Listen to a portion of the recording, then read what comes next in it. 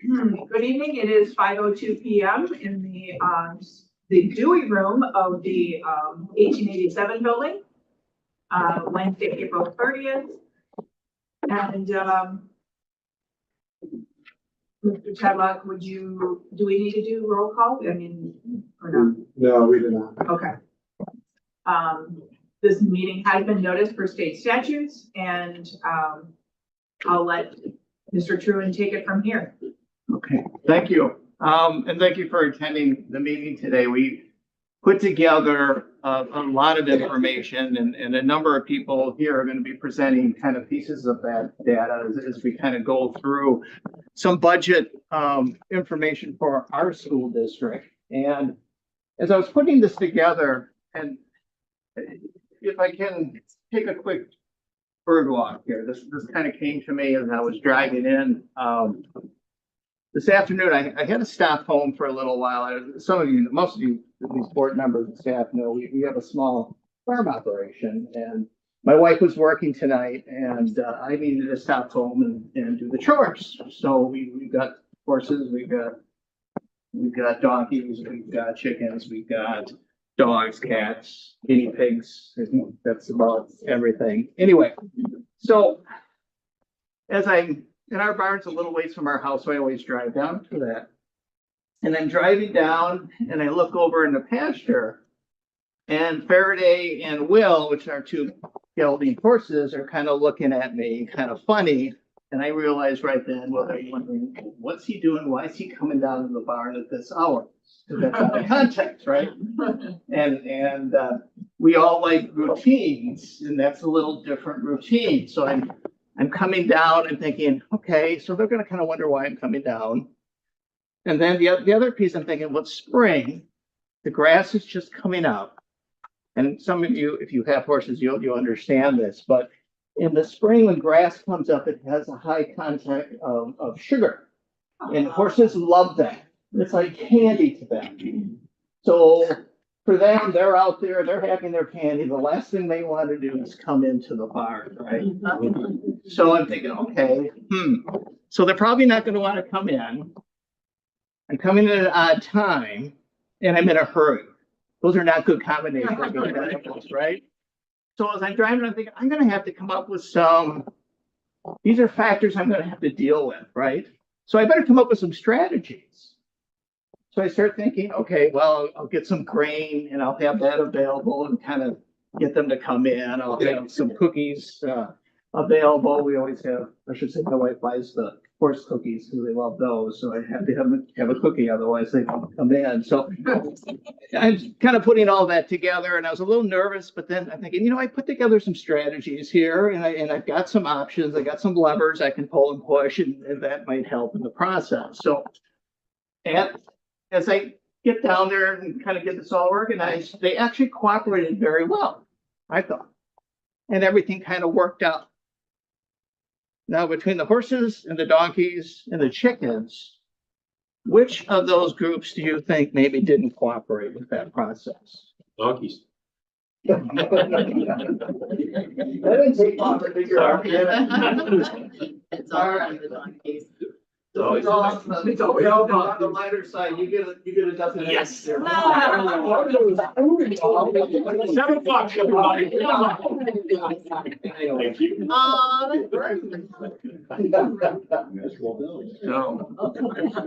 So why do I share that? Well, again, we've got factors that we're going to have to deal with, right? As we put our budget together.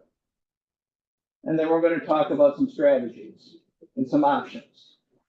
And that's really the process we plan on going through today. So anyway, as you're well aware, the April referendum was not successful.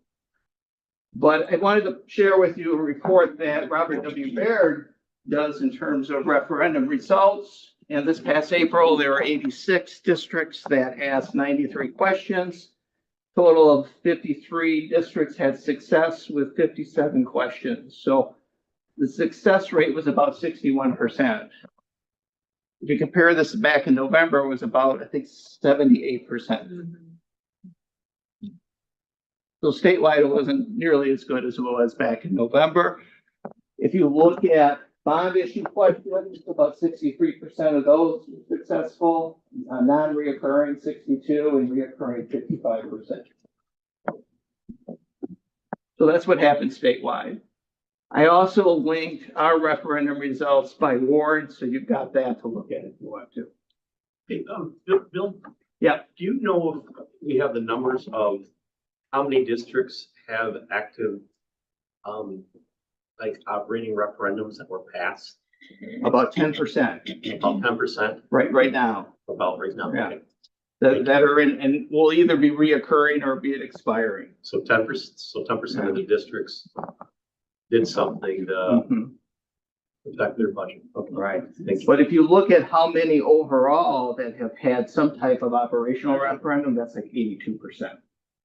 So most districts have had to. They may not have renewed that for whatever reason. And I'm gonna go through some of that a little Okay. bit. Thank Good you. questions, so what are the things that are gonna influence our budget? Well, we're going through a state budget process, right? And every 2 years, that process that we go through has impact on our school district.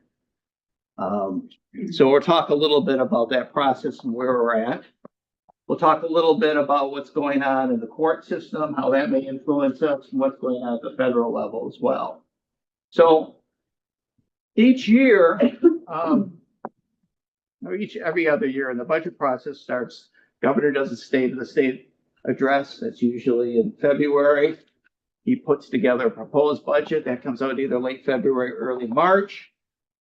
The legislature gets involved. They do a number of joint finance committees meetings around the state. I think their last one maybe was yesterday in Wausau.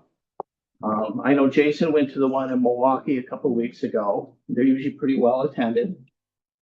And after that process, the legislature either starts looking at the governor's budget and starts modifying or puts together their own budget. And eventually the two teams need to come together. So that's the process. So what did the governor put together in terms of a budget proposal? Let's start with that. So he proposed a little over $3 billion of new investment in K-12 education, focusing on equitable funding level across the state, mental health, literacy improvements, mostly in the reading area, and then also looking at reducing the financial burden on taxpayers. So a combination, a number of things there. So part of that is the general equalization aid. That's the largest aid that comes to school districts. And you got 1.2 billion there, 1.9 billion, which is targeted for what's called categorical aids. The largest amount there that he has is for special education, and that's to go up to 60%. Is that double what we? That's have now? double, yeah. So it's significant. So and we'll look at kind of the impact of some of this for our school district specifically.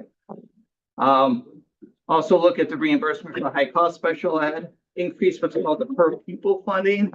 After Act 10, the state created another funding mechanism for school districts. It's currently $742 per student. And the governor's proposing to raise that to $800 next year and then $850 following year. Also, another significant increase or change here is to begin to link the per pupil increase in our revenue cap to the CPI or inflation. And then raise what's called the low revenue ceiling by $1,000 the first year and another $400 the second year. We'll talk a little bit more about what does that mean for our school district. And there's a hold harmless provision, so districts that are seeing rapid enrollment reductions wouldn't be impacted as greatly under his proposal. And then, I guess I mentioned before, in terms of mental health, a number of initiatives in that area. Money for literacy. This dollars, I believe, is currently just kind of caught up in legislation. It was allocated in last budget process in terms of that $50 million, and then some additional money as well. So that's all in the literacy area. Also looking at strengthening the food service in terms of providing the ability of what's called universal meals. So that would be free breakfast and free lunch for all students. And then looking at strengthening the workforce for teachers and providing a number of incentives to deal with this teacher shortage. So that's what he has in his budget. Questions with that? No, I'd just like to point out a couple, if you can scroll back up, Will, the linking to CPI, Governor Tommy Thompson actually had that put into law back in the 90s when you went to, when the revenue caps were first put in place.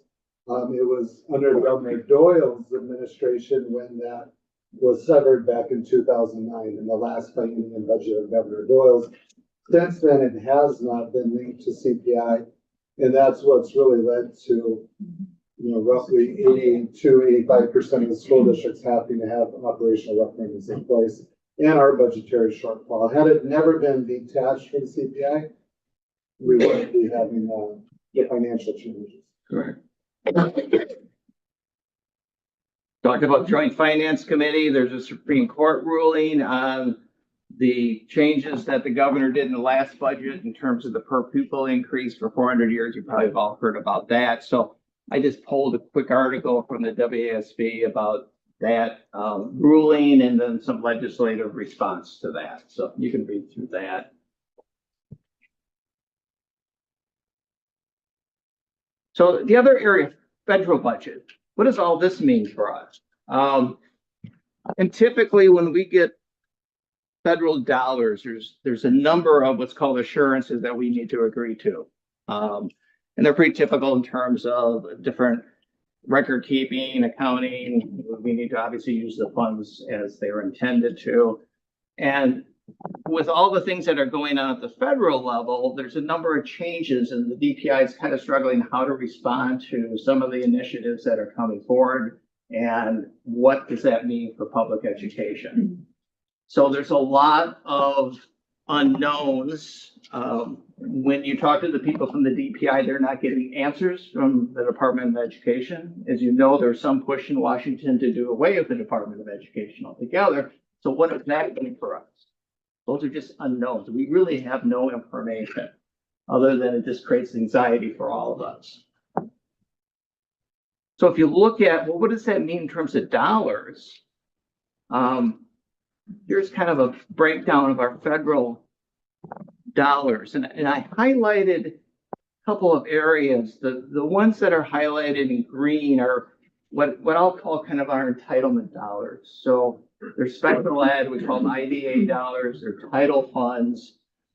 We typically get those every single year. It's just a question of what the allocation system is going to be each year.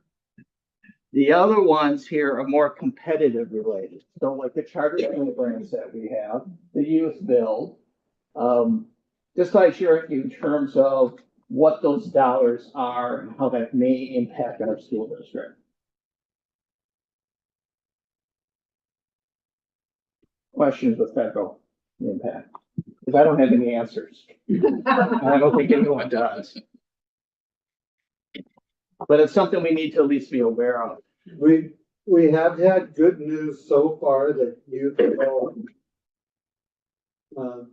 so there isn't clawing back of any of the federal grants, that the money's been covered and that's that out. And it looks like, at least the current youth build grant that we have looks like it is not at risk of being discontinued. Still questionable whether it'll be reauthorized for the next spring cycle, but we plan to apply for this soon.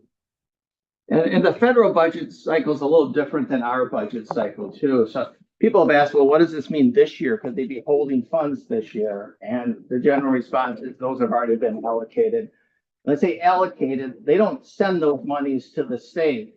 The state has to request reimbursement, just like we do when we spend federal dollars, we request that reimbursement from the DPI. It's always an after the fact. Sometimes people think, they just send us a check. Doesn't work that way. It's always a reimbursement after the expense. So although it appears that this year we're fine, it's interesting because the DPI then sent out a note that said, we're encouraging all districts to file claims very periodically this year so that you get your money. So, and we do that anyway. So it's really not a change on our end. But we'll talk a little bit about how we're anticipating maybe budgeting for that for next year. So as we start looking at those factors, the other piece I wanted to share with you, kind of the state of the state. This is a publication. You've seen some of this before. I'm not going to go through all of these slides. There's like 56 slides here, but I'll just highlight a couple of them. And this is put together by the Wisconsin Business Official Association. So I'm just going to highlight a couple of the slides that are on here. It's interesting, kind of gets at this question you had earlier. You know, how many districts are having operational referendums or have had operational referendums? I mean, when I started in this business, even before revenue caps, and revenue caps came into play in the 90s, really up until Act 10, the only reason districts went to operational referendums is if they had a huge building project and they had to figure out a way of dealing with some of those operational costs, like utilities. That was not unusual. So I think because of, you know, the situation we're in as a state, you know, the question becomes, well, why are so many districts going to referendum? And Ford Analytics is an organization. They do a lot of study of government spending and provide different reports, kind of like the Policy Forum. I think you've seen that as well. And one of their quotes is, if that was a good one, it's, you know, is it good public policy to fund a significant portion of school revenues by referendum? Is it unlikely that the creators of the revenue limit law anticipated such widespread use of the referendum option? And I think what happens over time is systems are put in place, revenue caps, which is part of a number of legislations back in the 90s, but as time goes on, those systems are tweaked and changed, and it becomes something different. And are we at a point where that might be what we need to consider? So, some information in terms of breakdown, of ethnic breakdown. We talk about poverty, you know, where that is within the state. Kind of interesting, if you look at, well, where do people go in terms of school? You know, public school districts still is the place where most of our students go, you know, over 80%.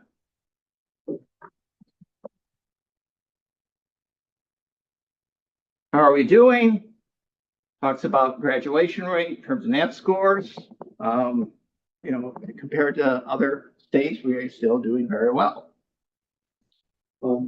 There's a national Supreme Court case before the court that there'll be a ruling on, I believe, June or the first part of July, related to the legality or the utilization of public funds for private charter schools. And I just saw an article from the Wisconsin organization that that's of concern to them, depending on the Supreme Court outcome, whether it's legal to use public dollars to fund the private religious voucher schools in particular. So that may or may not have an impact depending on how the Supreme Court rules. From the state level, it doesn't have any impact on this. A couple of things I'll share with you. These are terms that are used in the state budget. And you hear like some certain, some sufficient. Well, what the heck does that mean? So when you hear those terms in terms of some certain, it really talks about a specific dollar allocation for a program. And what happens, those programs are more or less, the dollars stay the same. So typically an example would be like special education. So in the last biennium budget, the estimate reimbursement was around 33%. This year will probably be around 30%. So again, that's just how that works. Some sufficient basically means they will fund that at whatever those costs are going to be. So what's interesting, special education is funded under some certain voucher program, funded under some sufficient. Interesting. Those are policy decisions, right?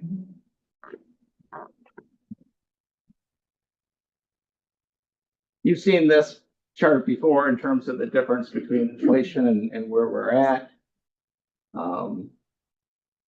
Again, kind of a disconnect. You know, wages based on CPI, you know, last year or 23-24 going up, you know, 8%. This year, you know, was about 4%, but the revenue cap is locked in between 1% and 3%. And salary and benefits are about 75% of our budget. those are percentages on the state. These are statewide, That is not absolutely. what we did. Absolutely. In fact, 23, 24, I believe was 1.4%. 1.4. That sound right?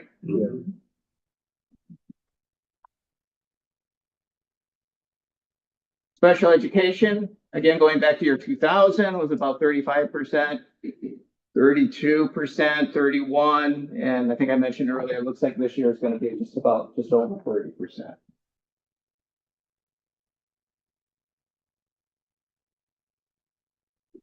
The increases in certain programs, as part of this last budget, vouchers increase was 3342, independent charter schools 2121, special needs was about 2,000, K-8 vouchers was 1494, and public schools increase was 325. It was interesting at the finance hearing school districts testify about the budgetary needs, concerns, how much they had to cut and reduce, and then you'd have the private vouchers, they'll stand up and, thank them so much that they are able to give double-digit pay raises to their staff and expand programs and even add on rooms in the buildings. And so it was interesting to see that contrast, which I think was good for the joint finance committee to hear. Frustrating depending on which type school you were serving. So if you look at, some comparisons, so the increase in terms of allocations for special education this year was about $574 million, but for independent charter schools and vouchers, that's $768 million. Again, is that a policy decision to come to those kind of dollars? But the dollars are the dollars. I think from a policy standpoint, because like Bill mentioned, it's some sufficient for the voucher schools, but some certain for special education. I think from a state budget standpoint, they can do some sufficient for the voucher schools because the state's not paying for it truly from their budget. It's coming from funds from local levies. So the state transfers aid that would have gone to the local school district, whatever that dollar amount is, but then the local school district increases the local levy to make up the difference. So basically, your taxpayers are paying for that difference. Yeah.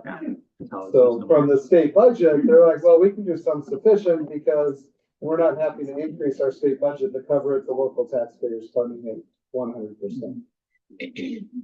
And then just kind of seeing what's going on nationally, I guess Wisconsin ranks third in terms of dollars going to private school. Again, I think most people would agree parents should have a choice where they send their kids. I think it's a question of, how do we use public dollars and how we want to pay those.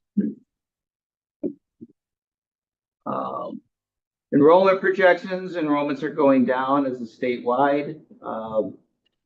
Economic disadvantaged students are projected to increase slightly. English learners also are expected those needs will be increasing. And what we receive for bilingual bicultural aid, about 35,000, Amy, something like that. It's hardly anything relative to, cost for some of those programs. And then I think you've seen this before in terms of where we ranked in funding. Back in 2002, we were 11th, and then as of 2022, we were 25th. I think it's lower than that now. I think you're right. Yeah. I think I saw some numbers that indicated that as well. This is interesting. And really, for most of my career, I can remember the state funding relative to general purpose revenues for public education was right around that 40%. It's pretty typical for a long time. Well, you'll see how that's changed by 2024. Now it's 32% of state budget funding.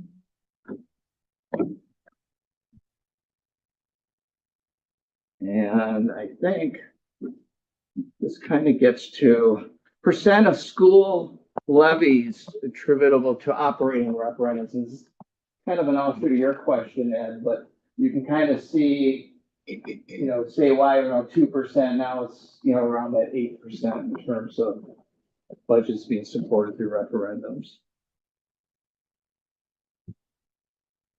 And then this kind of looks at the impact in terms of teacher pay and how that hasn't compared to inflation and the turnover that we're dealing with in terms of just education in general and how that's becoming more challenging, especially for smaller school districts. This I thought was interesting. This came from the Department of Revenue.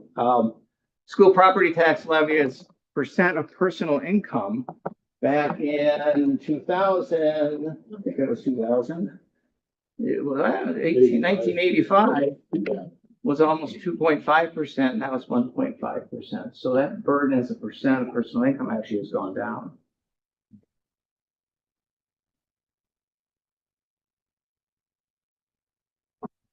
All right, I think that's pretty much all I had on that.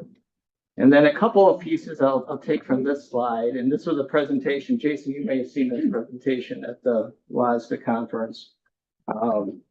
But it really went through a lot of the same information. Talks a little bit about the budget process. The governor does his budget, legislative leaders, they go ahead and go through their process, and eventually we get a budget. And the question, of course, is when will that happen? Current law, governor's proposal again is to move it back to inflation in terms of the revenue cap.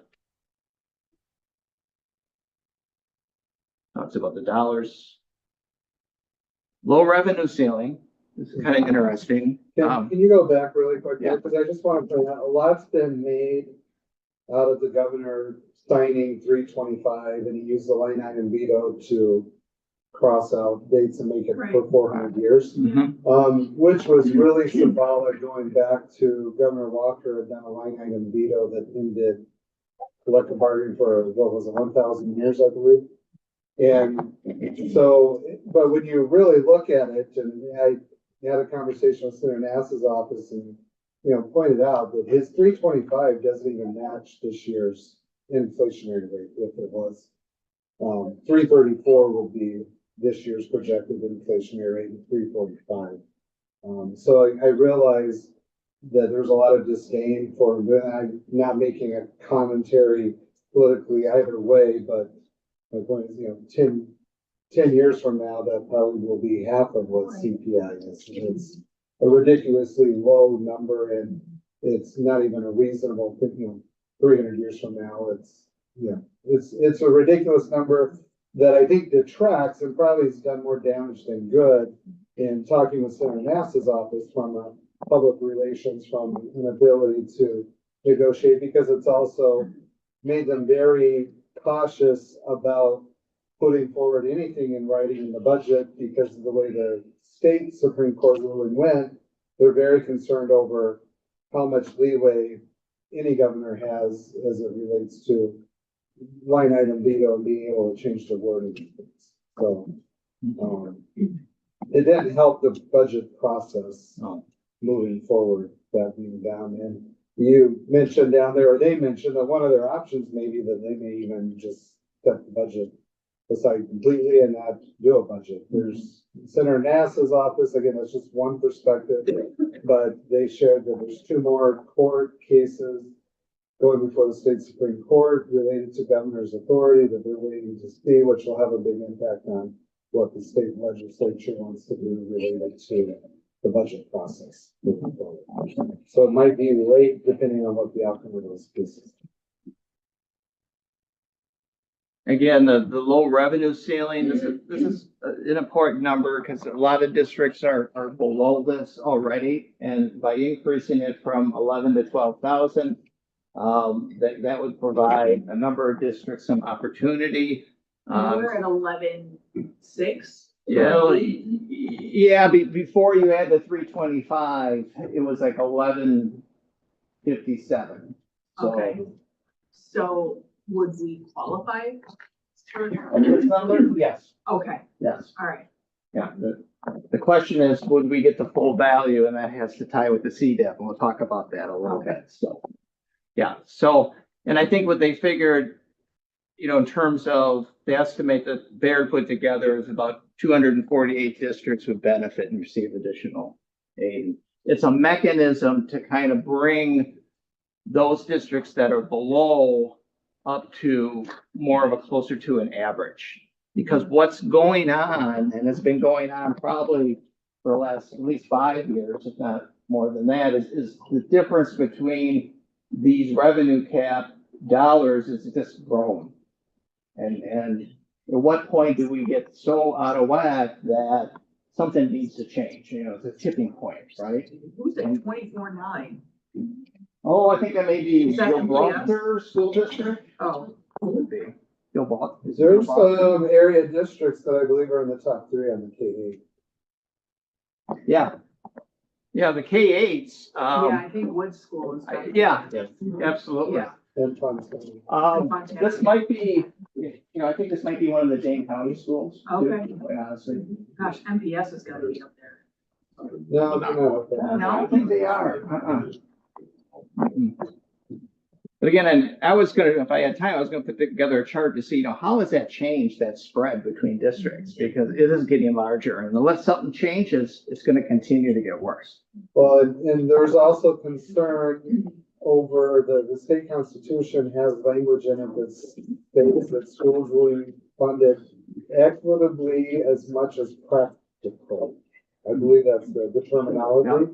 And so at a certain point, it triggers a legal liability for the state in regards to the funding mechanism that schools aren't funded within a certain range of each other.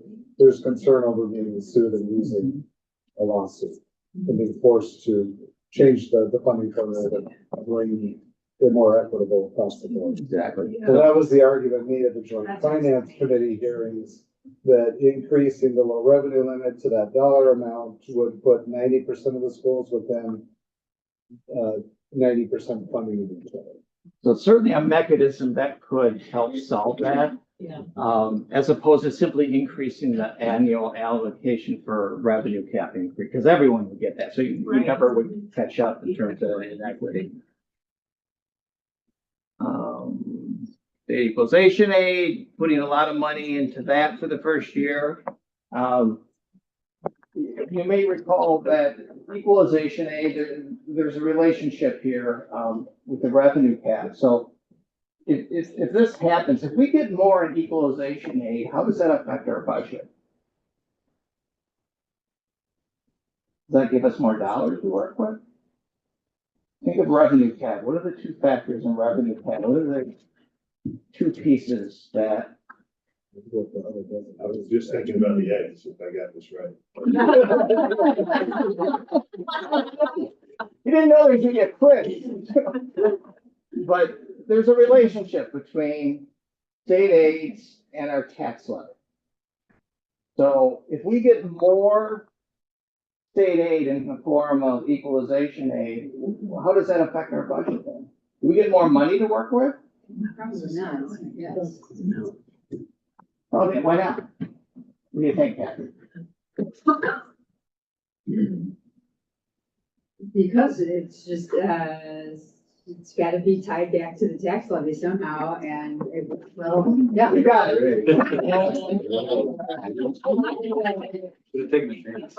You were You can probably tell. I so- Hey. You do, thanks. So, yeah, so a lot of times our political leaders, and I say political leaders, governor's office, assembly, the Senate, doesn't matter. We'll talk about the end of a budget and all the dollars they put in equalization aid, and that'll be the highlight. The reality for school districts, if it becomes a reduction in our tax levy, we don't get more money to work with. It's just for every dollar we get in additional equalization aid becomes less of a tax levy. So the taxpayers win. It's a good deal as a taxpayer. But sometimes the way it's worded or shared implies that we're getting more money, and it doesn't work that way. During the biennium budget, during the COVID years, I remember the press releases coming from the state was record funding for schools. And the reality was we had a $0 increase on the revenue limit. It was all towards, they had record amounts of equalization aid that they gave to lower the local tax levy. Now, I'm not saying that's a bad thing. It just gives the impression that what are schools complaining about? They got record school funding. No, it didn't. It got record property tax relief. Yeah. Which, if they communicated it that way, then it would help, I think, give a clearer picture for the general public. I talked a little bit about the increase in the per pupils, so the governor's looking at increasing that in his proposal. Bill, it Again- looks like somebody was raising their hand, Oh, on this. how do I do that? There it goes.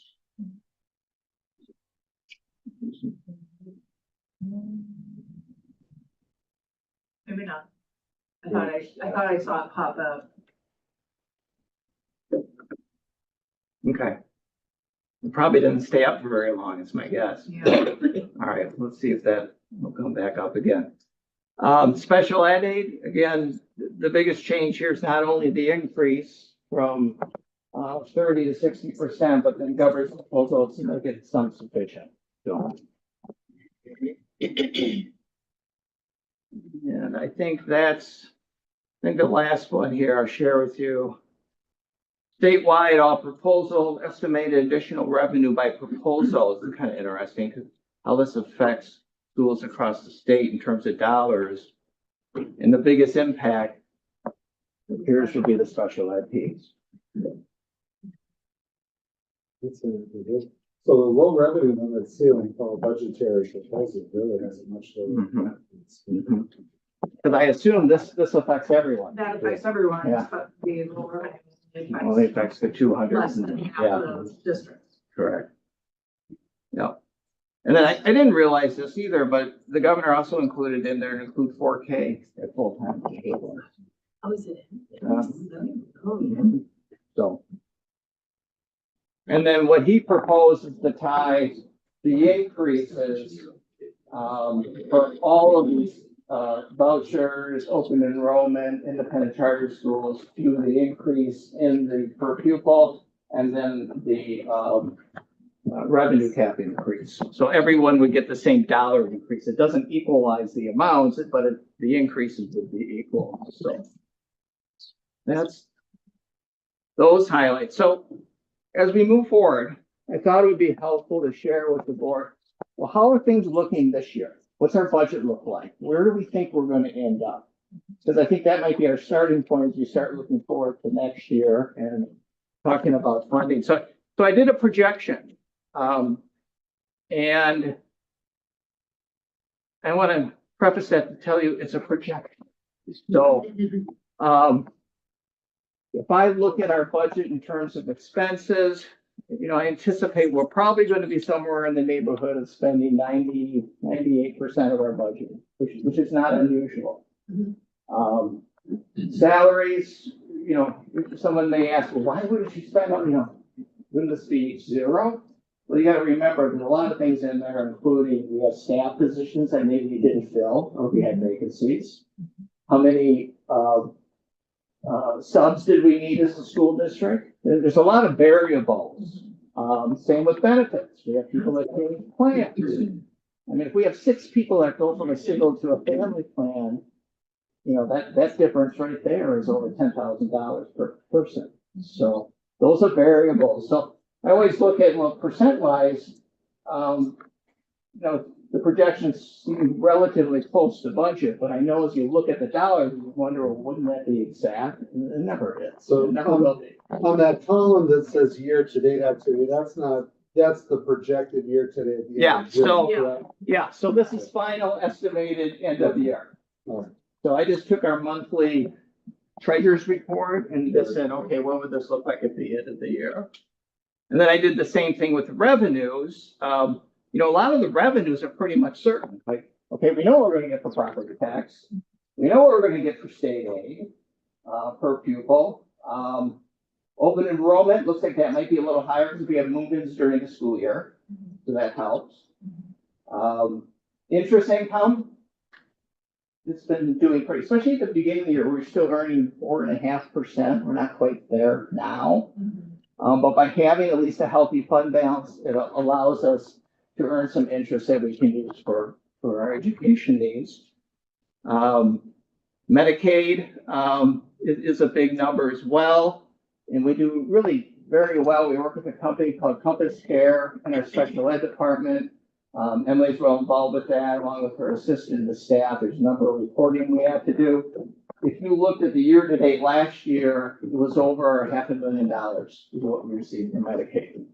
So it's worth our time, our staff time, to receive those reimbursements. To claim that, we need approval from the parents that allows us to file for those claims.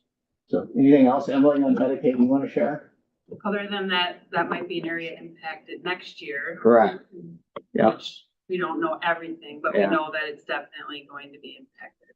Transportation is one of those Transportation pieces we is get coming, yep. reimbursement on. Yep. And that's been one they've kind of focused on, then they go away. So that's one of those federal impacts. So that's why we are relatively conservative on what we think the revenues might be. So what does that mean? So we were looking at a budget deficit of about 3.4 million. Based on these projections, I see it's gonna be less than that, so the difference is about 1.3 million. Still negative, it's just not quite as large of a negative. So I thought that was information would be good for the board to at least be aware of. Oh, budget development calendar. I'm not gonna go over that, but we have a process we go through each year with the staff and the administration team and the calendar, so that's there. Enrollments, just kind of share some enrollment numbers quickly. Let's see here. Oh, they need to make this smaller.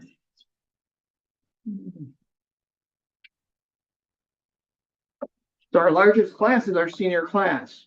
That's not unusual. To put it in context, this class was our first 4K class Oh.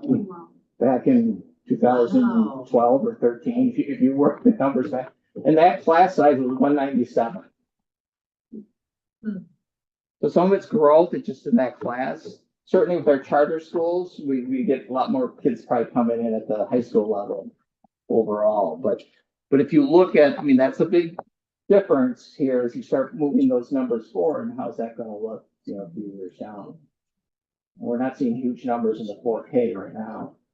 And this includes, so that 364 includes options and CC. Yeah, it's the entire district, everything. Yep. And then I think I just have the same information. It's in a table format by class. You can look at that. And then just updated the enrollment, open enrollment chart as well. So these are all these September numbers. So the number of students coming in last September was 867, out was 170. So our net was about 700,000, just under that. And then the impact of the net was about 6.6 million on our budget.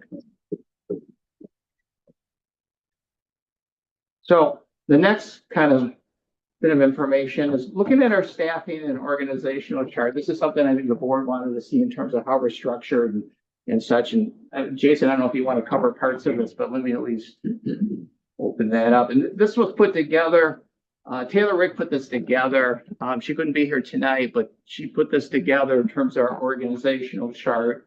And it kind of gives you a snapshot of our staffing and who's responsible for what programs, what staff.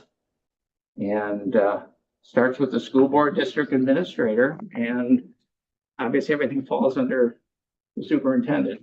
Yeah, so, these would be my direct reports, the individuals that I work with, and or evaluate. So when we look at the tree, you can tell where that process, that supervision evaluation goes. The director of school finance is Bill. Community outreach and engagement is part of our community service program is John Anselm. The directors of instruction, we have a K-5 and a 6-12. That's Amy J. and Sarah Bosch. The director of Blended Online Learning is Tricia Spinby, and she also serves as a principal at Options. The director of special education is Emily Lind, and then the director of strategic partnerships is Chris Trottier. He handles, in addition to that, the youth apprenticeships, the work study, the job-based pieces, and those partnerships within the community. And then the head principals are under my supervision at each of the buildings, and then they supervise and evaluate the associate principals and the teaching staff within their buildings. Go to the next one. Other people that fall under my purview is we do not have a marketing and communications individual. It's a team of really all hands on deck, but myself, Katie Hoffman, who's an administrative professional, Jody Essman, handles a lot of that. Brenda Harris handles our annual report. So a lot of that's pieced out, myself participating in that.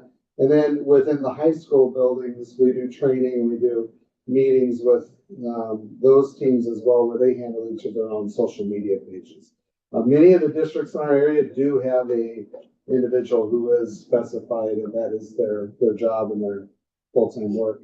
We have a grant writer, which is through the Community Service Fund that works for the school district and the communities within the district boundaries. That's Katie James, and then the district nurse is Mary Trottier, and our technology supervisor is currently Randy Drickton. Next year will be Jake Rasmussen, and then our buildings and grounds supervisor currently reports to Bill Truin, our director of financial services. Next year, as we go through the transition, I'll go ahead and provide that supervision initially until Mr. Earl gets everything under his feet, and then we'll look to transition that back in a year or a couple of years. It's something that I've done in my prior roles. I always supervise that role and that aspect. The individuals in those positions that have the green positions underneath them, those are direct reports, and they have responsibility for supervising those roles underneath them. You'll notice that not all of those positions, just because they report to me, doesn't mean that they're necessarily administrators or an administrative role. Unless they're supervising and evaluating other individuals, they don't necessarily have that task related to their job position. You can see under each of those positions, buildings and grounds probably has the next largest number of staff because Nick Datka is in that position. He would supervise all custodial staff, maintenance staff, grounds staff, and the delivery. The van driver is our delivery logistics that delivers food, transportation, mail, shipping, receiving, and so forth. The technology supervisor within that department, I believe we have about 6 individuals that I believe Randy supervises. To give you context, we run very lean in that department. They do a fantastic job. I remember prior to coming to Elkhorn my first year here, I used to work with and consult with districts around the country on using their student data to help inform their instruction and their curriculum needs. I remember going to a high school in Illinois that had 1,200 students, and they were complaining because they felt they were short-staffed on their tech department, which had 10 people for 1,200 student school. And they weren't even one-to-one on the computer. So they were like, well, each of our tech people, though, have like 50 computers they're responsible for. And I thought that's the most ridiculous. Just giving context, when we look at our tech people, it's several hundred devices that they're responsible for, making sure are operational and on board. So they do a fantastic job with what they do. They're very efficient. The director of school finance, do you want to speak to that, Bill? Yeah, I can. Obviously, with the director of finance, I'll call it the accounting and the financial piece of that. We have district accountant, accounts payable, payroll, all kind of fall into that category. We still have a central copy operation, so that's really one individual where we do more of the large volume copying for the school district that's located over at our high school. I work with Ashley as our food service director and oversee the food service program, and then work closely with Taylor Wick and Human Resources. As Jason mentioned, buildings and grounds typically would have been on there, at least currently. And then, risk management's probably another category, but it doesn't really involve staffing. It's just looking at what are we doing as a school district in terms of risk management, particularly we always talk about that relative to students, but when I think about it too, I think about it in terms of staff. And when we're talking about the property casualty insurance, our biggest cost in insurance programs is workers' compensation. And that's not unusual for a lot of organizations. So what can we do to minimize that cost for our school district is something we spend some time looking at. I do want to point out, I have a lot of pride in the fact that we've been able to maintain our services in-house. We don't contract out our food service. We don't contract out our custodial service. And two factors in that. One, I believe we have good people in those positions that supervise and manage that role. Oftentimes, you'll see districts shift to private contractors. In large part, in my experience, it's because they had a struggle to find good management and people handling that. And sometimes it's because they feel, well, we can get some initial cost savings by taking them off of our payroll and putting them into a third-party provider. But what I found over time is if you're contracting that service with an outside party, they're taking account, they're making money on it somehow or some way. So I've always felt that as a school district, we can work more efficiently on it. We can have better employees because what that private company would take as their profits, they're shorting their staff and their employees on their compensation or their wages. And then what I found in entities that have done that, they have a lot of staff turnover and they have a hard time staying competitive with it. I know when I was on the library board and they went to private contracting on the custodial staff over at the library, they had a really difficult time. It was a different employee by that company in there every 2 or 3 weeks. And just the consistency wasn't there. And I'd just like to point out, even though we don't private contract in food service or custodial, we operate still, we're one of the lowest spending districts in the state, and we're able to do it efficiently while maintaining our own programming in those areas. And our food service always operates in the black. Historically it has, Yes. but I think when I actually put a report together with what we're seeing with the increased cost of food. So this year might, Yeah, but exactly. historically we have. Yeah, historically, absolutely. And a lot of districts, when they've seen that isn't happening, because from an accounting standpoint, if you're not running as a balanced budget, the difference comes to your operating budget. And it Yeah. becomes a transfer from your operating. And that's when districts kind of switch to, the outsourcing is when they're struggling. We do contract our busing service out, and that's just been, I don't know when the last time the Elkhorn Area School District owned their own buses and did their own transportation, and they've contracted that service out for decades, I believe. Yeah, I don't know if they ever owned their buses. I don't think it's. I don't.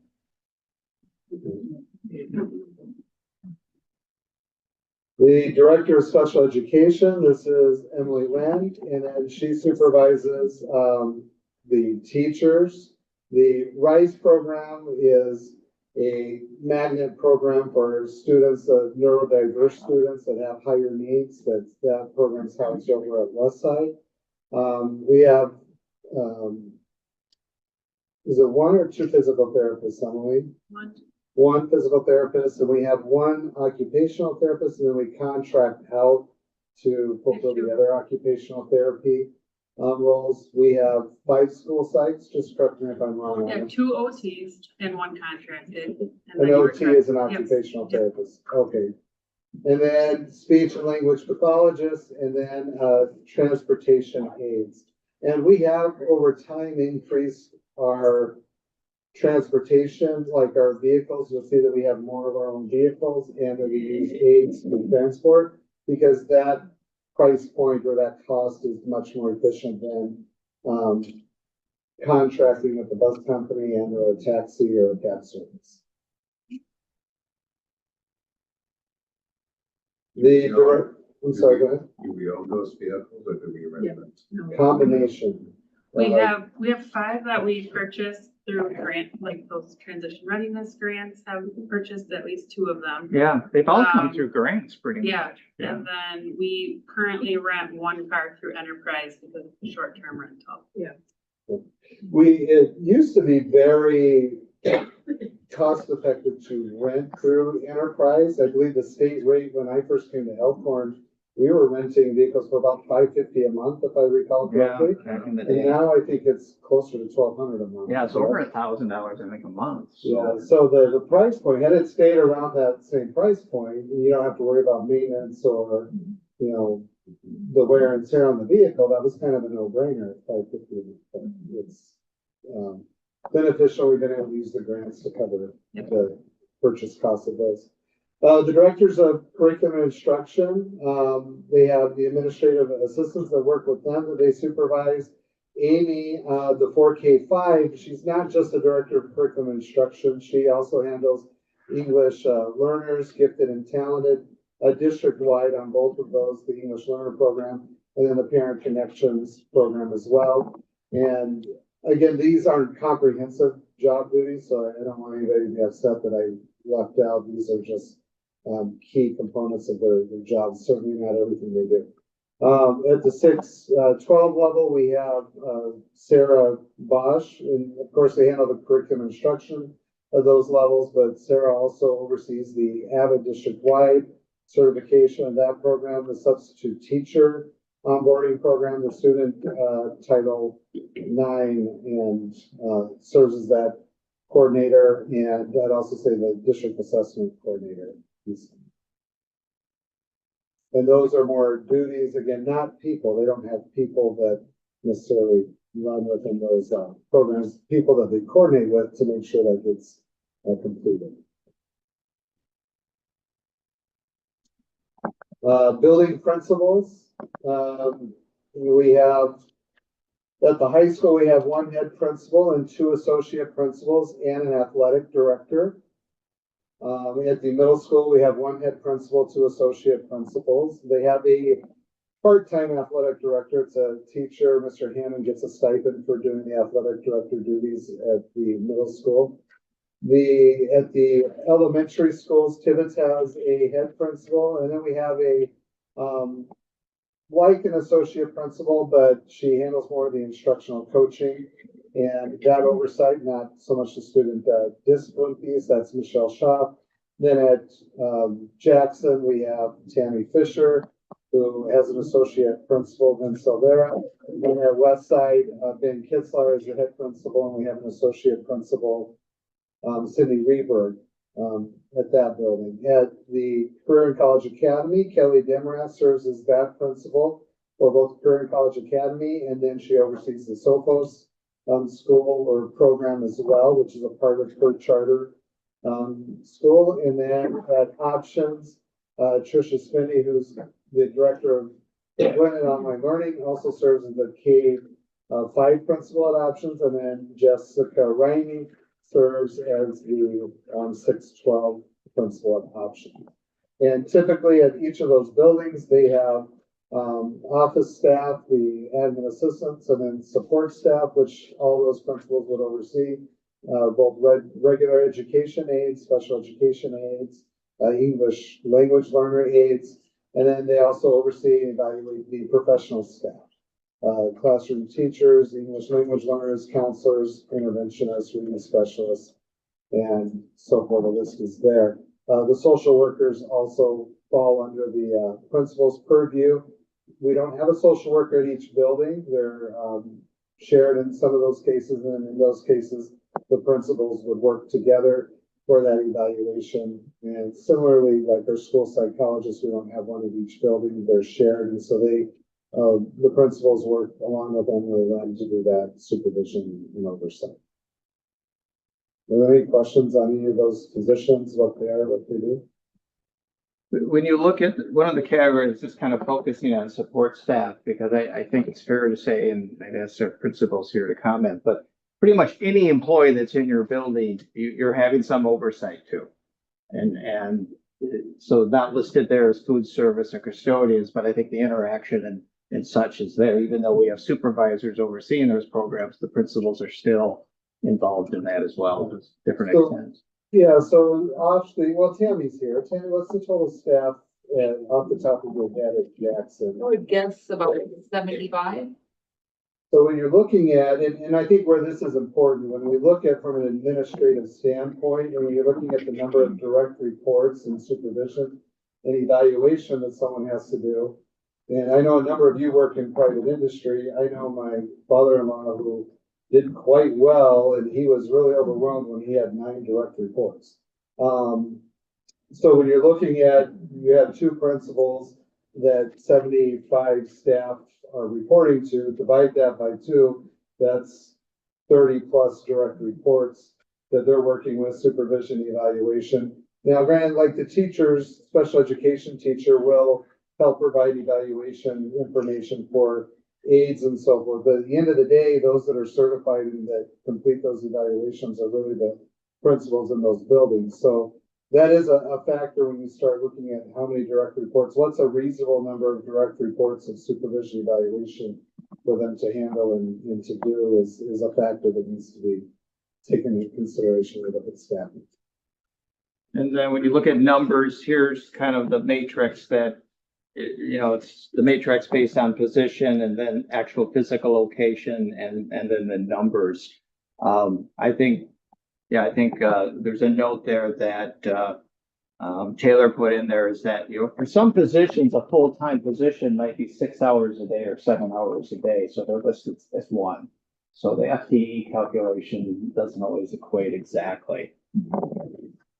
And we do, and I don't believe we have the charts in here, but we do look at our comparables and so forth. And again, you can't run as one of the lowest spending districts per pupil in the state and not run at a very efficient level. We already do run at a higher student to staff ratio than most districts in the state and especially most districts in our area. And that's pretty much across the board in whatever category we look at. Questions with the staffing? Yeah, you have like office staff for district office of 10. Is that really in the accounting group? Or? It would be all district office, so that would include, we would have 4 in the business office, but then like out front, we would, between Jody and Linda and Katie, there's 3 there, and then upstairs we have 2. So, what am I Yeah, missing? so Jody is is my administrative assistant and as well as the board's administrative assistant. That's her primary duties. And she also helps with the communications. She helps with HR, handles all the job postings, putting that together. Helps with the interview scheduling and the setup of that. Katie handles district registration. And so she's like our district registrar. She also serves as the admin assistant for our community engagement coordinator, John Anzalone. She handles a lot of our communications, our community connection, our publication, digital marketing, pieces like that. She handles. Linda Byerly is the admin assistant for Sarah Bosch. She also handles a lot of our district translation. That work, the EL support and work, and handles the front desk receptions type piece. We don't really have, when I first came here, we had someone who their job was just answer the phones and reception. We don't have, it's just a hat that they all wear in addition to that. And then upstairs, Jill Wells is, her primary responsibility is the special education admin assistant for Emily Lind, and then she still serves as a parent liaison or? No, but I would say she also serves as like an admin assistant to the district. She does a lot of district level department, special ed department level work. Yeah, so she's really the admin assistant for that whole special education department, handles the transportation. Yeah. And then Brenda Harris, serves as admin assistant for Amy G, that K-5 piece, and does a lot of, that work and those connections, the administrative assistant work that's needed throughout the district for that level. We are able to kind of offset some of those administrative assistant costs for, working with John Anzalone, we were able to fund part of Katie Hoffman through Fund 80. And in the business office, because of the grants we have, we can charge back those grants to the administration of those grants. So we're able to capture reimbursements on those as well. But we can't capture the grant writer's salary at all, correct? Usually, no, not directly. The grant writer's salary is through Fund 80. Fund 80, yeah. So that I doesn't was- come yeah, I from was general just gonna say, operation. Yeah. So whether we had that or not, that position has no impact on our general But operation. we can get some of our administrative costs. from You the can grants build that we into actually grants, get. yeah. So, Yeah, it depends on the grant. Some grants allow a certain percentage for that kind of thing. You just need to make sure you're documenting what time they're spending on the grant. You have listed on your last slide, you have EL teacher, special ed teacher, and then you have teacher. Does teachers, does that include EL and special ed, or is that separate? Teaching assistants would be, No, teacher. Right there, just oh, straight that would teacher. be separate. So that doesn't include the EL or special ed. Correct. They're in their own, So that's like a category. regular education, a first grade teacher, or it could be a chemistry teacher at the high school. Yeah. Non-specialized teacher, yeah, non-special education. anything else with staff? no, thank you for generating that information. Yeah, big thanks to Taylor, had this org chart they've been putting together for some time. Yeah, it was Katie helped with that, the digital pieces, so thank you for working. At this point, it's kind of moving into some numbers. Do we want to take a break or just keep going? We can take a break, that'd be great. 'cause I Let's take a can't get break. enough Katie. All right, let's do that.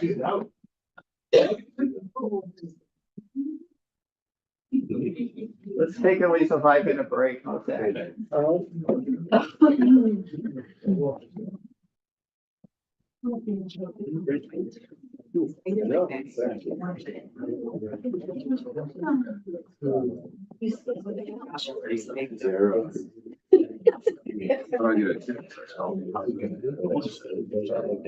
Don't you get now? You. You see how it is. Oh, so like I can see this. Oh, you do? Yeah, no. Usually when Jody sends it out, it was just, Okay. So I'm not, maybe I'm not.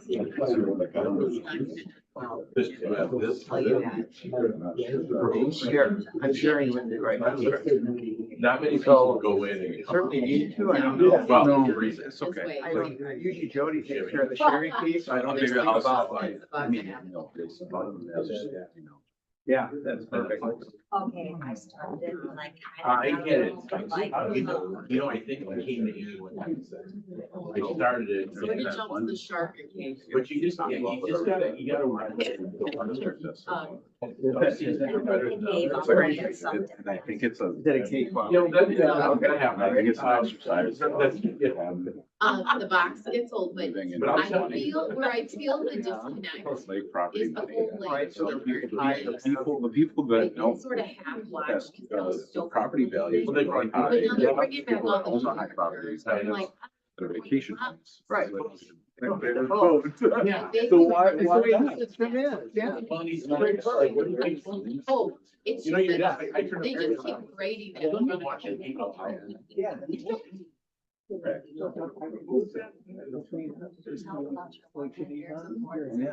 Oh, yeah. You Yeah, watched the street. and down there. How much So, will so, that- Actually, so- budget. I would watch it. It was worth the trial, you should binge watch It it. is And the only way to run It's it. solid. Hilarious.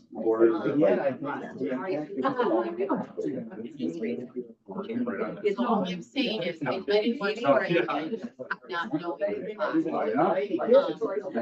Exactly, exactly. I know, and I've been So I careful think over it's- it, it's still like, oh, I know. It is. Yeah. There's an answer. Right? Right. But yeah.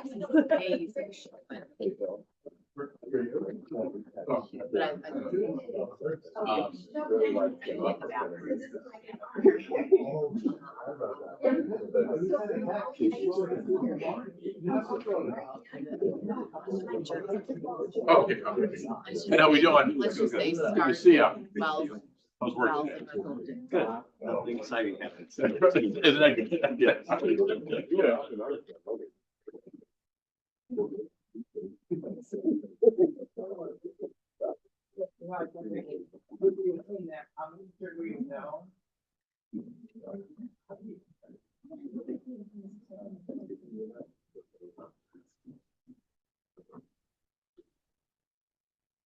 And I would have studied harder if I knew there were trees. You want those eggs to go home with you? For $7? No, for nothing. You just kept old me. How's that? Eat the eggs. I guess he's getting to know me very well.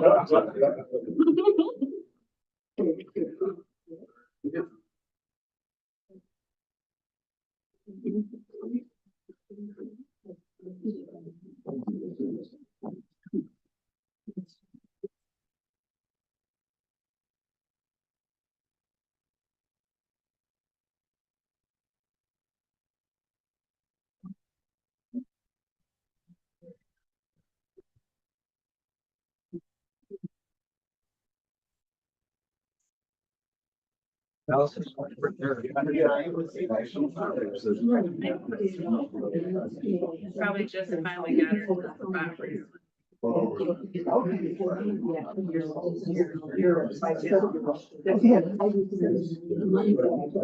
In August.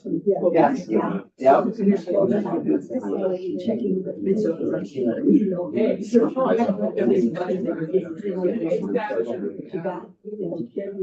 Yeah.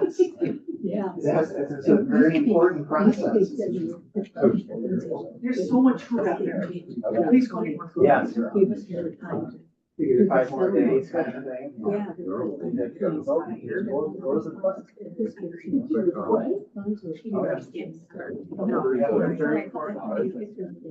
Yeah. And then I'll call the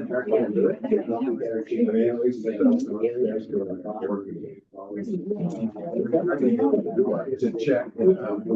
Watching out. I used to get. Right, but I can't watch last night.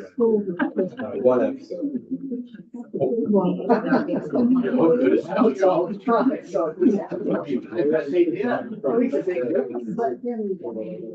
Better than anything else.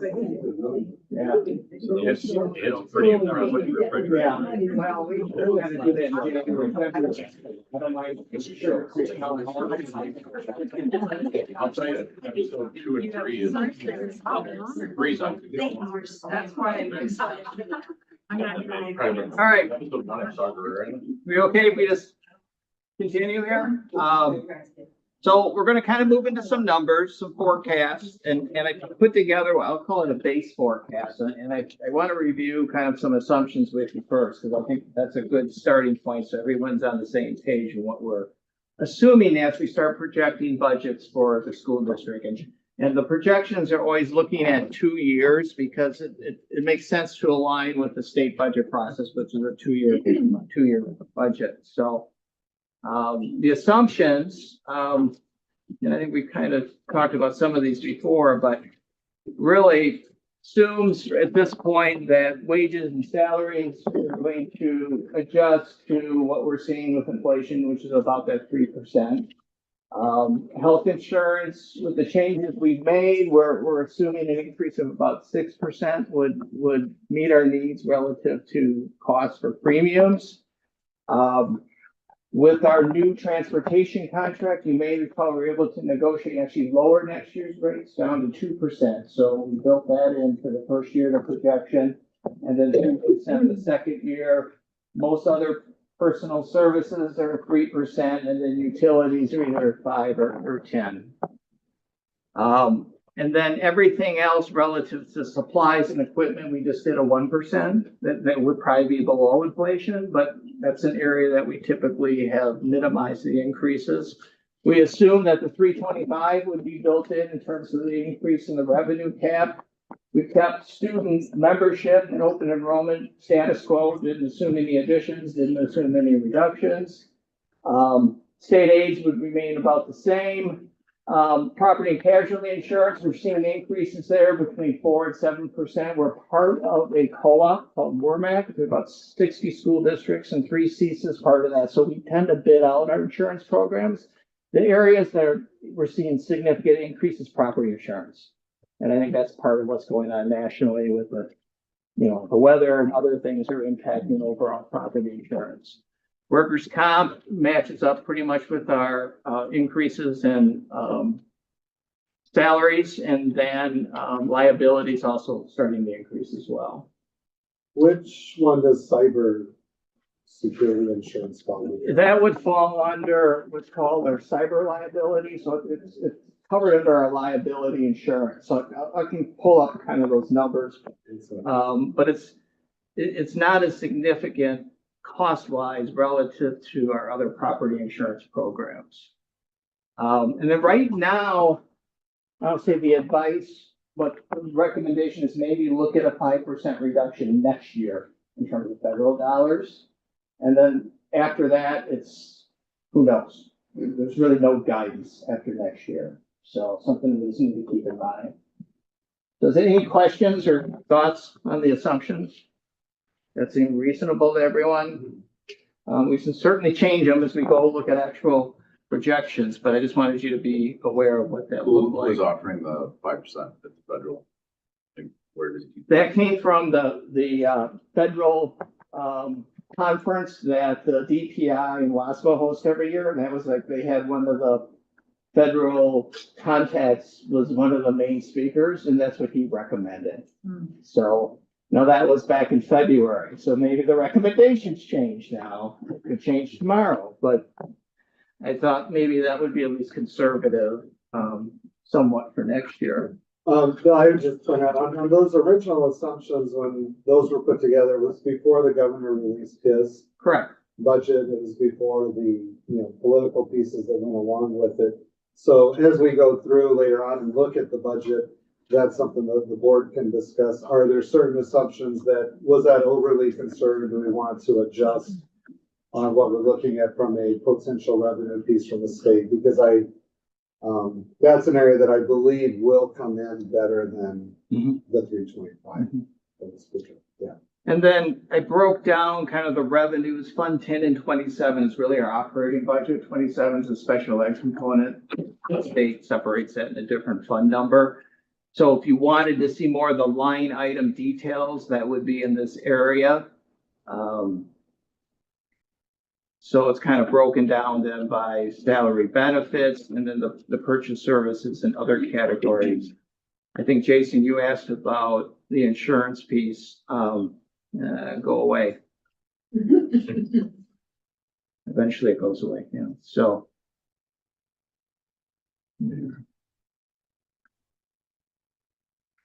So here's liability insurance for the district, which include the cyber liabilities, about 32,500. Property is 126. Workers' comp, 250,000. Our student insurance program is about 9,500. And then we always budget for unemployment compensations. Typically, we don't ever have that, but we always plug a number in just in case we have some unemployment. Again, one of the areas we look at a lot is workers' comp. It might seem kind of silly why you spend so much time working about workers' comp. The cost for insurance on workers' comp is determined by the Office of Commissioner of Insurance through the state. And it sounds like you're familiar with that too. So there's rates or costs based on different employee classifications. And it doesn't matter what insurance company you have, you're paying those. Right. The wild card is what's called the experience modification piece. And that's the area we spent a lot of time talking about. So that either increases that or reduces it. Years ago, our mod was 1.27, which means we're paying 27% on top of whatever the state rates are.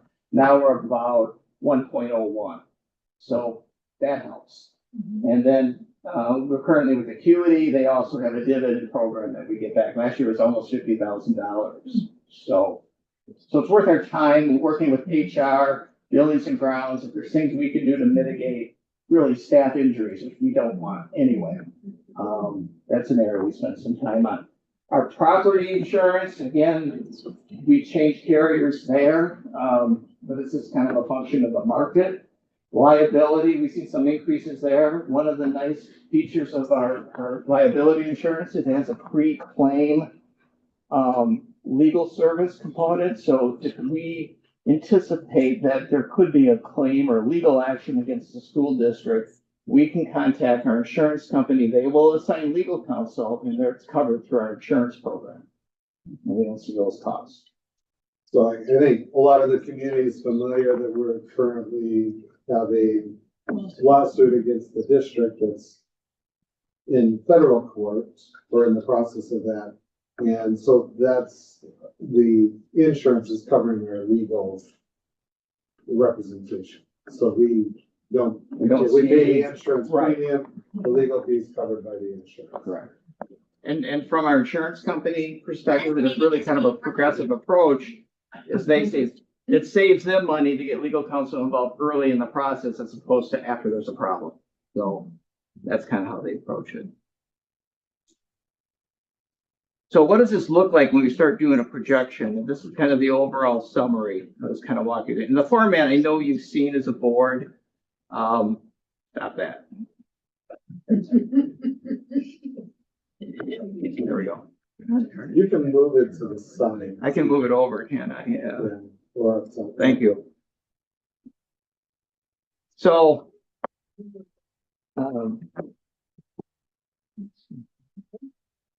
so again, this is this year's budget here before the yellow line, and then here's the projections. Can you blow it up one more quick? Yeah. Ooh, is that too much? How's that? All right. So then we have our revenue cap figure. And again, this year, I think it was 1157, and then we get the increase. There's an enrollment number, and you'll see these enrollment numbers begin to go down, and it's because it's a 3-year average, and our resident enrollment has been going down, so that's why it affects that number. As a result of that, we get what's called a declining enrollment exemption.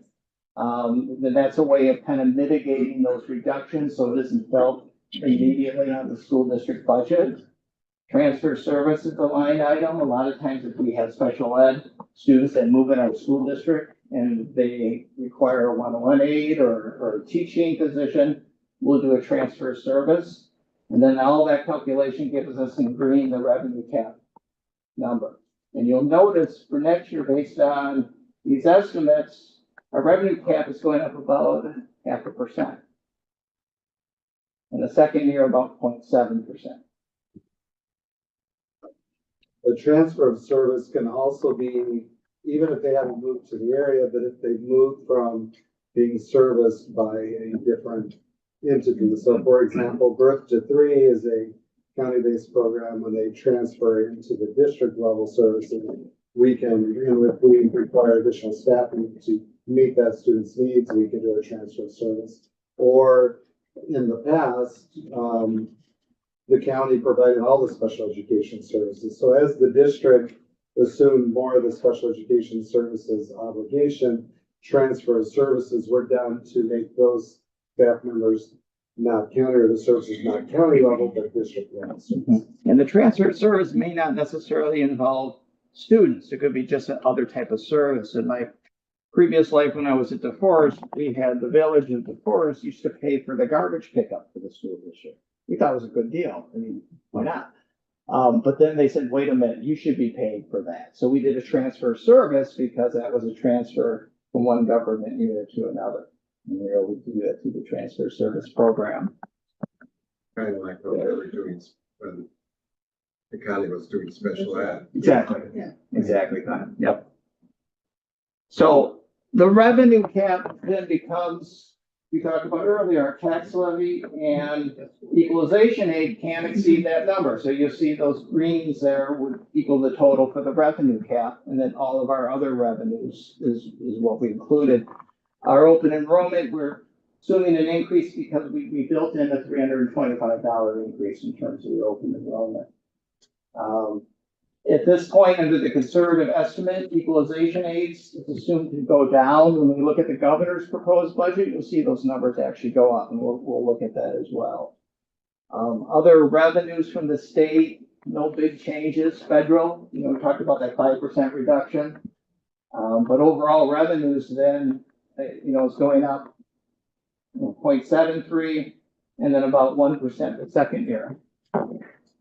If you look at expenses under the projection, we got wages a little over 3%, benefits 3.7%, purchase services about 3%, capital, non-capital 1%, 4% on insurance overall, transfer to other funds. This would be the special ed of the general fund cost for special ed, and then everything else about 1%. So our expenses are just about 3% each year under this projection. But we still have a difference, obviously. And you can see that begins to increase over time. And how does that affect our operating balance, which we kind of focus on a little bit. We're currently a little over, we're about 26% now, but with the assumed deduction, which based on projection should be less than this. Under that assumption, it was about 24%. If we do nothing and just keep rolling along with these assumptions, eventually we would eat up that fund balance.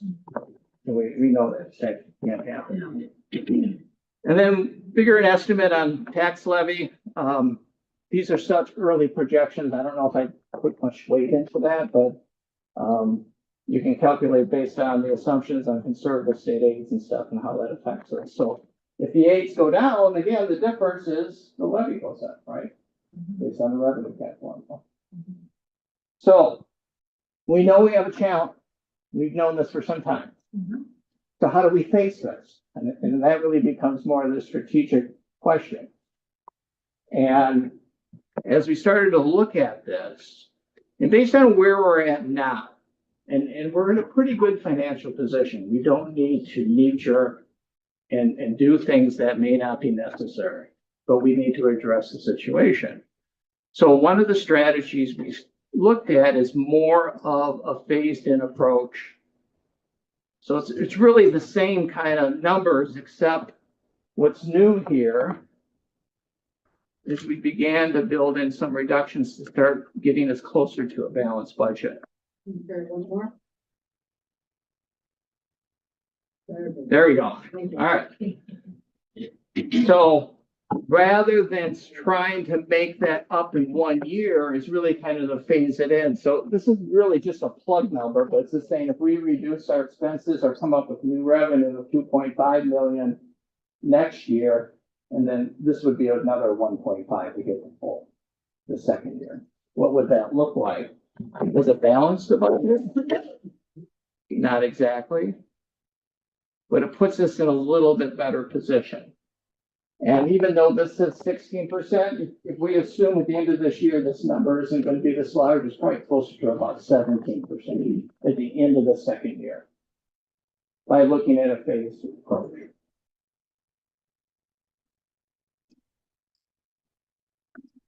Thoughts or comments? Well, just so we understand it, so that the loss we're projecting on this is a budget, it's 3.4, and in your projection, Was it 2.3 or something? yeah, wasn't the loss 2.3? For For your projection, the loss was Well, actually closer to what, 2.3, 2.3? 2.21. yes, yeah. So Ed, I'm sorry, I didn't quite understand what you did, but yeah, this number would be more like the 2.1 as opposed to 3.4. So that would increase the fund balance. Correct. So if you plug that number in these percentages over here, and here would be a little higher. Okay, thank you. And that's part of the reason I wanted to show a forecast of this year's budget, because really, where are we starting at? Yeah. And I think it puts us in a little bit better position. The only wild card I would say going forward that is difficult to project is simply health insurance. Yeah. And that's such a large piece of our budget that you just don't know 2 years down the road what that's gonna look like. But even with that, I think we have some flexibility here. So I think our next discussion, if this seems at least initially as maybe a reasonable approach, well, then how do we get there? Because all I did on this chart is just plug in numbers, right? Yeah. It's pretty easy to do that. Yeah. The real work is what happens to make that. Good luck. Now I'm gonna turn over to Chris. Take it away. Okay, Chris. Take it away, Chris, and I tell you. Yep. So Easy peasy. this gets us into really the meat of our budget discussion. And this chart we created really back in January, as we were talking about a potential referendum in April, and started to create where are some areas we could potentially look at if we had to. And from there, then we started to create a couple columns. If we use a phased approach, how do we begin to look at applying changes in those programs to balance that out? And that's really what this is getting at. And part of this discussion, I think, with our principals and directors here, they're going to add a lot of the details, but that's kind of the process here we went through. And I'll just share, I'm going to jump kind of to the bottom. So if we did everything on this list, and I'm not saying we will or won't, it's about $2.5 million in reductions and or new revenues. Of that, we're also about 490,000 could be Fund 80 transfers based on those positions. And the positions that we've highlighted here in a little darker color are the Fund 80 potential transfers. And we'll talk a little bit more about Fund 80. The other piece I wanted to share with you is just to kind of look at, well, what if the governor's budget went in as he proposed? Well, what are the odds of that? Maybe not very high, but it's going to be somewhere between that and reality, right? But if that happened, and again, special ed is an area that may be increasing. I don't know if it's going to double, but it may get something in between. But if it was that large of an increase, here would be the dollars. For pupil aid, increase in the low ceiling level would generate that. Open enrollment, because he's tying that to the increase also in the per pupil allocation. There's supposed to get a reimbursement maybe up to 50% for Act 20. All those things happen, that would be the potential additional revenue, to kind of put it in context. So our starting point, which was that, I don't want to call it a pessimistic view, you could call it a very conservative view. It's definitely what the Supreme Court ruled, it's definitely not going to be lower than that, even in the wildest worst case scenario. So I do, like Bill said, I definitely wouldn't bank on it being that full amount, but it is going to land somewhere in between. I think it's going to be better than what we're forecasting. And that's just part of that, Did that prognostic. factor in low revenue? That's does Yeah. factor in low revenue. Yeah, and when we talk about the CDAP, you'll kind of see Yep. for our district, because we already get the 325 and then you add the 325 the next year, the difference is like $171 is really what we're talking about. Yeah. It's based on, we'll talk about the CDAP, and we'll get to that. Yeah. So should we kind of go through these one by one with that having the most? I think from an administrative perspective, that's where we're wanting guidance out of this meeting. If there's things that the board does not want to be considered, at least in this year one, to receive that guidance. And these were, options that really started back with the ad hoc committee. It was added through with some other pieces, but based off of some of the recommendations there. Not that all of them were, again, there were some options that the ad hoc committee really did not like they were absolutely adamant, do not do center schools from a recommendation. But it was we felt like we just needed the menu. Here are all the different options that we feel that we could implement, not saying that they're great options, which we didn't have to do any of them, but things for the board to consider, and that's where we wanted that direction so we can move forward for next year. The first one, student transportation, we put just in the notes and we can have further discussion on them. If we wanted to look at reducing, that's an estimate that if we were to reduce 2 routes, which would, in order to do that, we would likely need to create walk zones within the city limits, and outside of the city limits, it would likely require students to have to walk further to bus stops. So consolidation of bus stops, falling within the legal guidelines, which is up to 2 miles from your house. And not crossing safety zones and so forth. I'm not saying that we'd have to go to that full extreme, but in order to reduce by 2 routes, if that's an area, that's the approximate savings, about $100,000 that we could get, but we would have to reduce some of those services. Any thoughts on that from the board? Is that an area that you want us to pursue and bring back? And of course, before our final adoption, we can get the plan, bring that back for approval from the board that, okay, yep, that plan's reasonable. It's not, I can tell you, my first year, the district did create a walk zone. And it was a very close walk zone, but it was over at that First Avenue location. And it was on my second week. We're close. I come in and they said, oh, there's a group of people here to meet with you. My office was chock full. It was like 20 people. And they were very upset that they felt that the district carved out a walk zone that was discriminatory because everybody in the room were all Spanish speakers, Hispanic families, except for one lady. They didn't know that I was fluent in Spanish at the time. So I got to. You learned that. They did learn that, yes, when I responded and, apologized for being so upset and so forth. But we were able to go back to the bus company. We didn't have to increase the routes, but we had them reform it and say, look, which buses have capacity?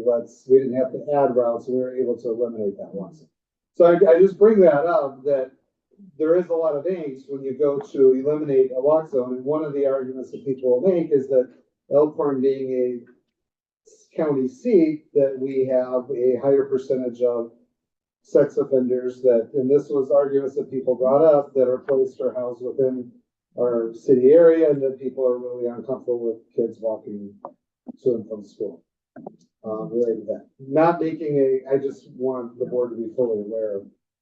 I think it makes sense for us to get the plan presented to us so that we can make a better informed decision just versus looking at dollars. Okay. So we'll look at a plan and I'll see if we can restructure without creating walk zones, but perhaps longer walks to bus stops. We'll see what we can do for consolidation and ridership. But we'll get with the bus company and work on that. So we know how many families will be affected by it? Well, I would say even in the reduction of I couldn't give you a good feel, but I would not tell any family that they wouldn't be affected in some way, as you may need to have a longer walk to the bus stop. Unless there are some families in a subdivision north of town that they're already at the longest distance that they could be for the walk to the bus stop. So I know they wouldn't be impacted, or some families that are like my neighborhood, because it's behind Piggly Wiggly.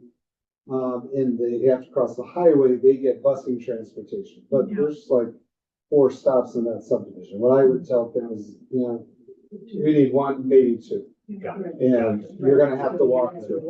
Yeah. But That's certainly more reasonable than making them walk a mile to school. Right. yes, but that's what, but you'd be surprised that, well, I can't see Johnny from my house. Well, yeah, I'm sorry, it's, you might have to get out in your car or leave, or, I don't know, when I was in kindergarten, I walked a long ways to school. Mom did, so I was an 80s child. I walked 8 But- blocks to school when I was in kindergarten. 1900, we walked. We didn't go to school. But also a lot of pictures of kids on bed buses at school I tried them. So yes, I wouldn't promise anybody that they wouldn't be impacted. I would want them all to have the expectation that you may have to walk further, your kid may have to go further. We do have by policy, like 4K has to be handed off at the bus. Kindergarten has to be within line of sight, I believe, of an adult for them to get off. I have to double check that. Okay. So we'll work on a plan and proposal, we'll bring that back to the board to look at. Okay. Good. The custodian reorganization, would be, you'll see that that's in purple. It's a minimal impact that's being proposed right now. That would be a conversion of we have a custodial needs for community-based events. And so that would be utilizing Fund 80 to cover those costs rather than using our general instruction or operational fund to cover those. This would be basically, we have a full-time that weekend position that we're already charging half of that to Fund 80, so this would move the whole position to Fund 80. Any questions or concerns on that one? All right. Reduce several custodial part-time positions. Again, that would be looking at the reduction of 2 part-time positions. Likely we'll need to shift duties, or, rooms may not get cleaned. So, every other day, certain things would need to still do daily, like trash being disposed of and so forth, but would have to go to reduction in some of the cleaning services or restructuring that schedule. Any concerns with that one? Okay. Shortening the school year by 5 days. This proposal does not reflect the reducing the professional staff contracts. So it still leave those contracts intact. There would be more time for professional development or work time, but the savings are relatively nominal. You'll see that differential there because it's not reducing or lowering their compensation, because we're not proposing that as a reduction of their contract, but it would be a reduction of student transportation days, some utility costs, and some of the hourly employee work days. Those 5 days, the recommendation would be right from the end of the school year so that those part-time employees can begin their summer jobs without work, rather than spreading it throughout the year is problematic because then they, it's just, yeah. The one negative, it's just one negative, but Taylor, Rick and I were talking about is, our school year employees right now work about 170 days. That's for the school year. So at what point it becomes a tipping point, at what point in terms of work days do they say, this is just not enough work days for me, I'm going to have to find something else. But the other approach, as Jason mentioned, if it's at the end of the year and they can plan, okay, I need another job to fill in for that length of time, that may be the other approach. The other thing that is important for a lot of our school year employees is the health insurance eligibility piece. And that's kind of the piece that draws a lot of those staff as well. That's just a question that how does this impact the ability of filling positions going down the road? And we're not proposing to impact their health insurance eligibility at all, or make them prorated for it. Correct. I think that would hurt. It's already a challenge for us because they do pay a prorated amount. So if they're taking the family health insurance, some of them are working almost just for the health insurance. Exactly. Yeah, if they're taking family insurance. So do you have the breakdown of what's transportation, what's utilities, and what's wages? I can tell you of this 90,000 figure, I think about 80 of it was the hourly employee piece. I mean, utilities, I don't know if we're really going to see any savings because we're having all the staff in the buildings. Yeah. And we're not going to turn down. So, and the transportation, I think we need to figure out that the other, I don't say negative, but we would have to negotiate with the bus companies. What's the impact on their fixed costs? And I'm sure they'd want to talk about that. But we haven't got to that level of discussion yet. The next area, we had talked about from the contract standpoint previously with the board in relation to the salary and compensation. We weren't recommending a reduction from that CPI figure that we were targeting. Is when we looked at our salary and compensation, we had fallen into where we're still at that median range, but there was a concern of falling further out of that to where we didn't have a competitive wage schedule. So we're recommending keeping up with that CPI and now looking for a reduction or a savings in that area. I think it's room for discussion after this year's biennium budget comes into place, because again, we may not know what that is until fall. To look at and or consider, do we look at further reduction of the school year calendar the following year? I don't think we need to make a decision on that this year. Converting the middle school sports to community clubs, the middle school co-curricular activity, and it's not just sports, it's all of their club-based activities, which in a sense, the way the state law is now, they really are community-based programs in the sense that if you're homeschooled, you legally have a right to attend any co-curricular, anything that's not a part of the regular curriculum, dances, the sports, the club, you can be a part of. The only students who are excluded or the community members from that age range are those that attend private schools. What this would do is it would open it up to any student within that age range within our district boundaries. And in doing so, we could run it through the community service program. And that would take it out of the general fund and allow us to generate the additional $90,500 revenue. Any concerns with that? We're not currently recommending, I think we need to do a little bit more homework on the high school. If the board really wanted us to, we could press into the high school and look at doing a high school conversion this year. The difference between middle school and high school is the WIA restriction and to be involved in that would not allow those to be community-based programs. What we don't know is, are other organizations, could FFA be, or do they have to be a member of that school? Can FCCLA, can HOSA, can things like the German Club or the Spanish Club, those clearly could be community-based organizations if we wanted. The esports would have to double check, do they have to be a member of that school, or could we do it as a community base?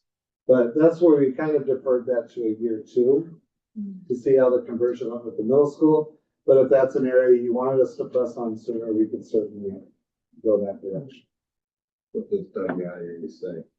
WIA, they have to be a member of that school and within that count. So, for example, if we have a student at CCA, they are included in our high school eligibility, and the CCA student population is counted on that record.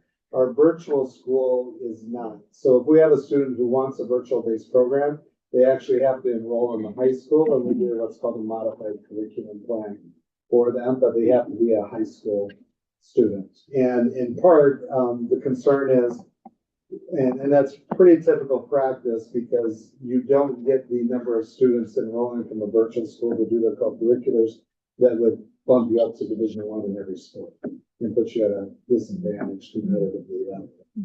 So, and the WIA does not let like the private schools, so they would have to be at least a 50% enrolled student in our district to participate in the WIA sports. Or co-op, where you have an agreement with that private school, but then their numbers are counted in your program. On your division piece. So in the past, we had been approached by schools like, hey, could we co-op with you for gymnastics? And in the past, our gymnastics program, they wanted to remain Division II. They're like, well, no, we want to stay in that smaller division, so we don't want to co-op. Well, they did so well, we're bumped up to Division I anyway. Yeah. But that may drop off after a certain number of years. So I guess what I need, do you want us to hold on the high school ones and explore for next year, or do you want us to move forward with that this year? I think it needs to be explored more. I mean, I think it could be a liability to the district. Because, you know, we do something wrong and then a family sues us and now we just spent over 50. So I'd rather have us research it such that we're very confident that we're not going to get caught in the little chambers. Okay, so no, what I'm hearing from Ed is you're saying go ahead and leave it for the fall. Yes. Yeah. Yes. The SRO position, that's the school resource officer.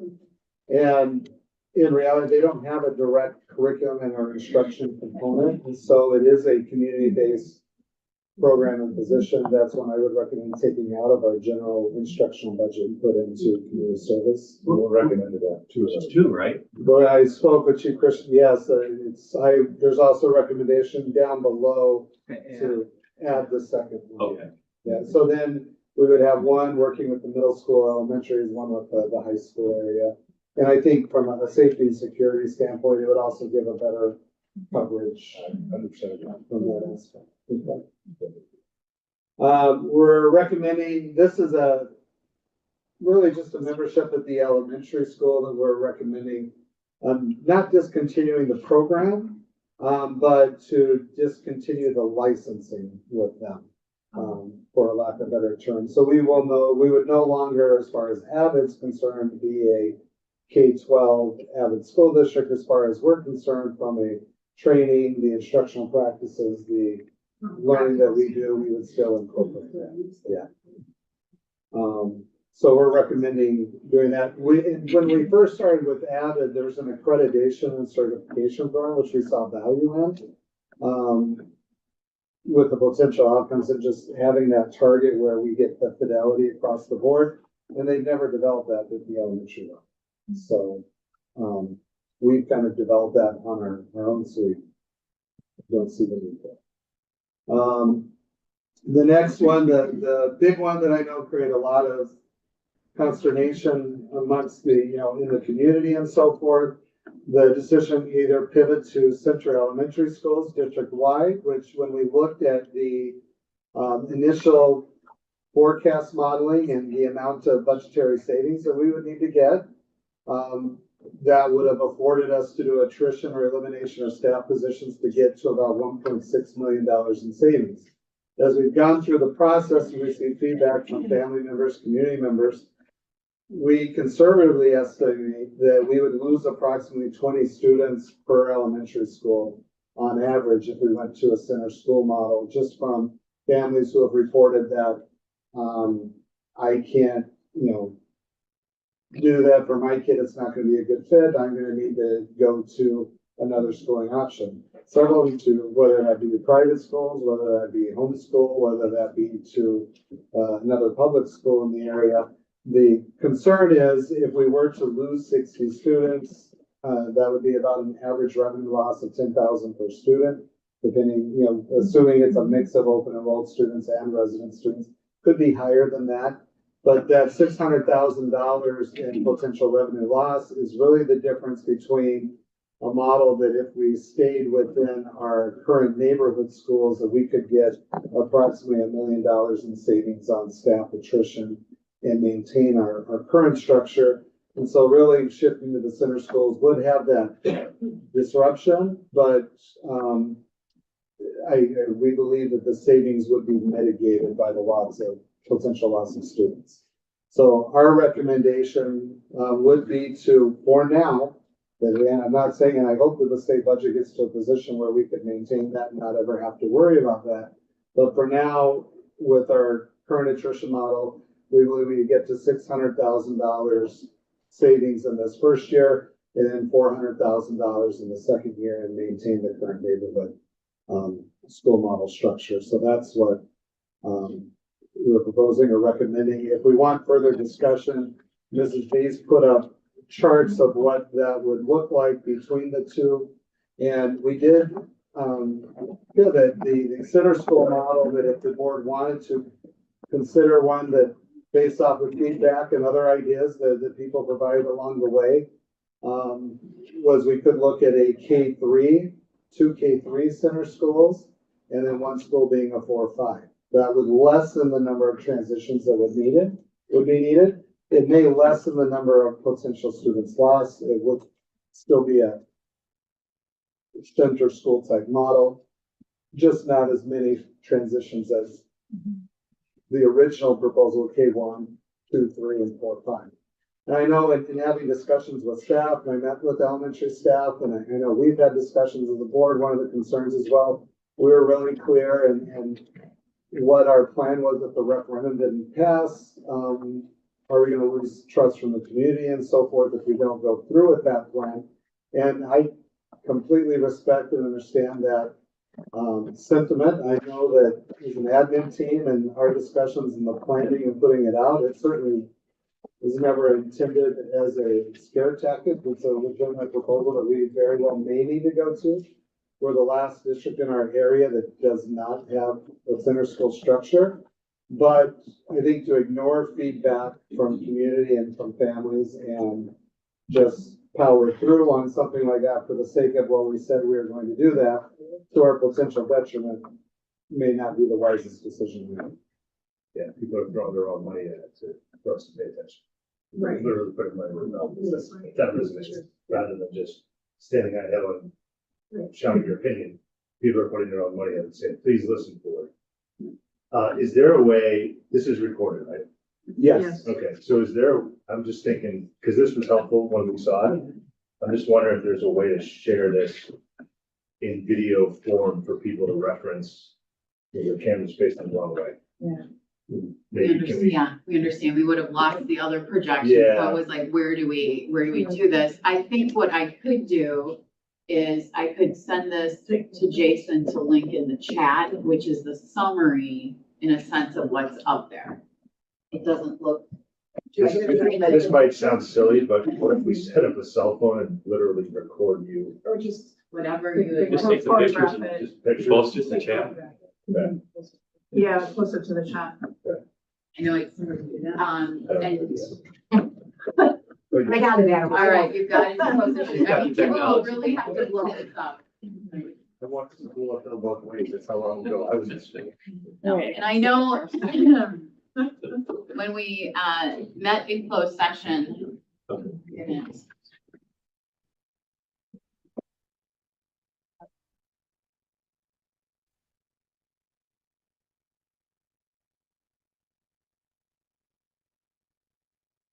Yeah, when we had met previously, it was to discuss the contracts and potential contractual implications of the staff. Amy's put up a chart now that doesn't have specific means. But each of the post-its represent a staff member. So And just to review it with the board and those who may be looking online to the color coding, the orange represents, staff that would be coming from Jackson, placed at Jackson. So our present Jackson staff is represented by an orange Post-it. Present Tibbetts staff is on a blue Post-it, and present Westside staff is on a green Post-it. And the reason we did this so visually, and not only did we staff these two models, we did staff the K1, 2, 3, 4, 5 center model, was to look at, is there any cost savings as we move between them? How does it impact the number of staff that would need to be in transition at this time in preparation for next year? And the one that we have stopped taking a look at was that K1, 2, 3, 4, 5 original model, just in the fact that we would have 38 staff transitioning to different grade levels, different buildings, what have you, just even exploring the busing from that standpoint would have added considerable cost. And in the first year, through the attrition model, we don't even get close to that cost savings. So let's hold on that upheaval for now. And that's where we narrowed it down to these two scenarios. The first one being the neighborhood school model. You can see in the bottom box here. So for those of you online, we're looking at the fourth chart on the bottom. You'll see that at the present time, based on people who have given resignations, be that for retirement or other reasons, with 5 Post-it notes there, we're already at $500,000 and $500,000 and not backfilling those positions in this model. The same is true for the K3 and 4-5 center model. What's also interesting is we have teachers that would be needing placements. So as we have additional retirements, additional resignations, et cetera, we would then be looking to call up from the bullpen or put in place the teachers that are presently there as in to be placed. Okay, and some of that is noted on this document here as to where those positions have come from. Where we also see the cost savings is in how we look at staffing for our allied arts, and that's in the area of art, music, and PE next year. With the number of sections decreasing across the elementary. We will look at staffing that with 2 of our 3 allied arts teachers, but we feel that our 3rd allied arts people will be able to pull together full-time employment, obviously, and looking at the needs across the district, be that at the middle school, the high school, where we have present overloads, and as well as options with some staffing that may be leaving there. Otherwise, we'll look at then how else do we utilize those people at the elementary level, be that through our RTI program or other things like that, while we transition and look at staffing then year in, year out. So within that, the cost savings of keeping these people employed and covering some of these other things that we're paying out money on should offset at least another $100,000 there. We are watching carefully our kindergarten numbers. Not sure how many sections we'll have. You'll see things like it could be as high as 23 to 24 in a class, or it could be as low as 16 to 17 if we looked at the projected numbers right now. Kindergarten is always a little interesting to predict because we have families who do not send their children to 4K, who will come in and register in July, and our kindergarten numbers typically do grow well beyond what we have anticipated. That used to be very true with a large number of influx. It's smaller now, but we do know we do not have a head count on all of our 4K going into 5K next year. So the best we can do is kind of sit on that bubble and wait and see. Where we do have it narrowed down has to be at Westside. Westside next year, based on where students are located in the community with the neighborhood school model, is going down 3 sections. And you'll see that right at that early primary level here. Classes are still a little bit larger, needing those 3 sections here. The form that I handed out is a summary that we've been through again, for those of you who are new to this document. It basically captures that in both of these models, we are at $600,000 in savings, with a potential to reach $1 million in savings. It's just going to depend on how things transpire in the next few months, with teachers who may be seeking opportunity elsewhere, those who are staying, other opportunities that open within the district, positions that have to be filled, therefore opening up a classroom position. You'll see that at the neighborhood school model, I'll just touch on some of those high points. Here's where our class sizes would sit for grades K2 and 3-5. Again, this may fluctuate by site, but that is what is happening right now. This is life in Elkhorn. It fluctuates every year just based on where one building may have more at a grade level than another. You'll see that we've listed kind of the considerations of this plan. We do know that 25% of the students who open enroll into this district are at our elementary sites.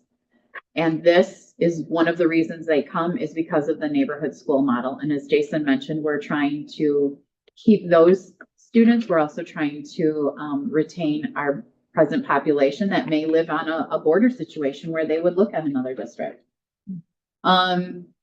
We have just very few teachers who would be in transition, moving buildings this summer, which then allows us to continue with our June and August Act 20 plan and the services we've contracted for that education. That's a 50-hour course that we have 95 teachers enrolled in right now in the district, and we've started that work in April. So this would allow us to get all of our teachers certified through that process by the beginning of next school year, which would be great. Again, when we look at transportation costs, those would stay the same, perhaps slightly decrease when we take another closer look at those routes. Highlights of the following, that would be the. Quick, Amy, for those online, if you want to see the charts that she's referencing, I put them at the bottom of the agenda.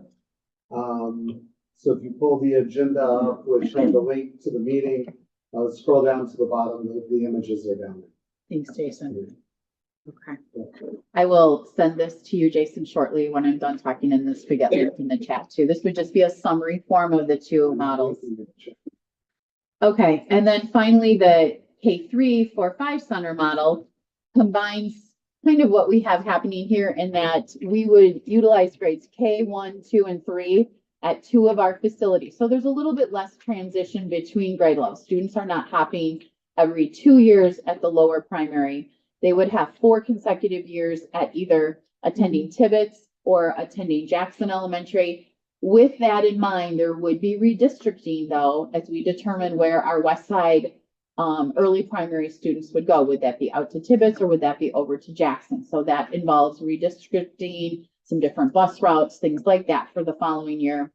And then we would, at this point, look at using West Side as our 4th and 5th grade center school, housing both 4th and 5th grade there. Again, utilizing that same model for our specialists. And again, as we configured our staffing, this chart and this chart look extremely similar as far as the cost savings, as well as teachers that we would still hope to place in full-time positions. We would for next year. It would just be a matter of where would those be? Could it possibly be at the elementary? Could it possibly be at maybe a position that opens up in another building in the district? We'd have to see. One of the benefits, and I think it's only fair I point that out, is you'll see that class sizes are very similar here between these 2 centers. And of course, we can control that if all of our 4th and 5th grade are under 1 campus. Meaning, if the following year we decide that we can go to 7 sections there, it's much easier to divide these students up. Okay. What we'll see happen here will still be attrition as this class moves to 4th grade the following year. Obviously, we would be going to a decreased section there. Obviously, as these come down, we would have a decrease in a section here. So the attrition can happen in both models. Is it a little bit more simplified here when we're already at some higher numbers of sections? And these numbers are a little more consistent and don't necessarily vary between buildings. It's just a factor to consider. But at the present time, this is something that we are used to dealing with. And you'll also see a unique situation here. At times we've done what we call a swing position, meaning that a teacher teaches in the area of reading or math in the morning in, say, 3rd grade, and then in the afternoon teaches in that area of reading or math in the other grade, say 4th grade. And so for science and social studies and specials, those classes may bump to 30, but for the core content of reading and math, those classes are back to 20 to 21. So rather than do multi-age classrooms where all of these teachers are teaching 3rd and 4th grade and they're juggling all of that, we find it very successful to have what we call a swing teacher who specializes in that area of, say, reading or math, and is then able to teach at 2 grade levels, thus reducing class size for those core subjects. So that would be something that we're looking at next year to work with in the model. Any questions about this? Yep, Adam? I've seen somebody raise their hand a couple of times. Interwebs there. So Harvey had a question. I don't know if we can Thanks, address Bill. that. Is it in the chat? Yeah, they were raising their hand and trying to participate perhaps. Usually it Steve shows Harvey like was one. a chat or something. No, usually people can type questions. Yeah, isn't there a place where they can Are you type wanting questions? to put the meeting Well, to I don't know, I'm just. public? We don't have public comment listed in the No, that's true. They're not allowed to talk. Then we can, let's let them know. Yeah. If you have a question, you can email. meeting. Certainly, or you can send me a text and we can always bring it up. But Amy, I do have a question. Sure. Curiosity. So when families open enroll, maybe we don't know, but I'm just curious. When you look to open enroll in Elkhorn, you're looking at the district. Are they looking at, so is Whitewater open enrolling to Tibbetts where Delavan might be open enrolling to West Side, Jackson? Is it more of a geography thing? Is it, I just want to be in the Elkhorn district. This is the closest to me. It is, and interestingly enough, the open enrollment is spread fairly evenly between the 3 sites. I can't say like all of our open enrollment is at this site. It's very close, within 0.5% between all 3. That goes, wow. Yeah. So we look at in May, we'll go through all the open enrollment applications that are in, and we look at the class sizes of each of the schools, and we try to honor their school requests if we can. I would say in a general sense, they'll pick for geography, what's a closer drive to Right, them. that's right, yeah. But for some people who live in Delavan, the way their district boundary is, Tibbetts is just as close. Depending if they're close to the interstate, it's easier to get to Jackson, but it's not always that case. Sometimes their cousin goes to Jackson, and so they want to go to Jackson. Yeah. Hit the arrow, hit the arrow, on the box. Yeah, The arrow. curious. The box with the arrow. Now you're close. The box with the arrow. Let's give them the first. So click on the document right here. Click where it says open enrollment breakdown. There you go. Click it again. Okay, so if we scroll down a little bit, Bill, you'll see where it's broken down by each building. There we are. So here's the percentage of how our 228 students land. So this is like the district percentage of open enrollment, but you'll see it's pretty close. And total, that's 25% of the district.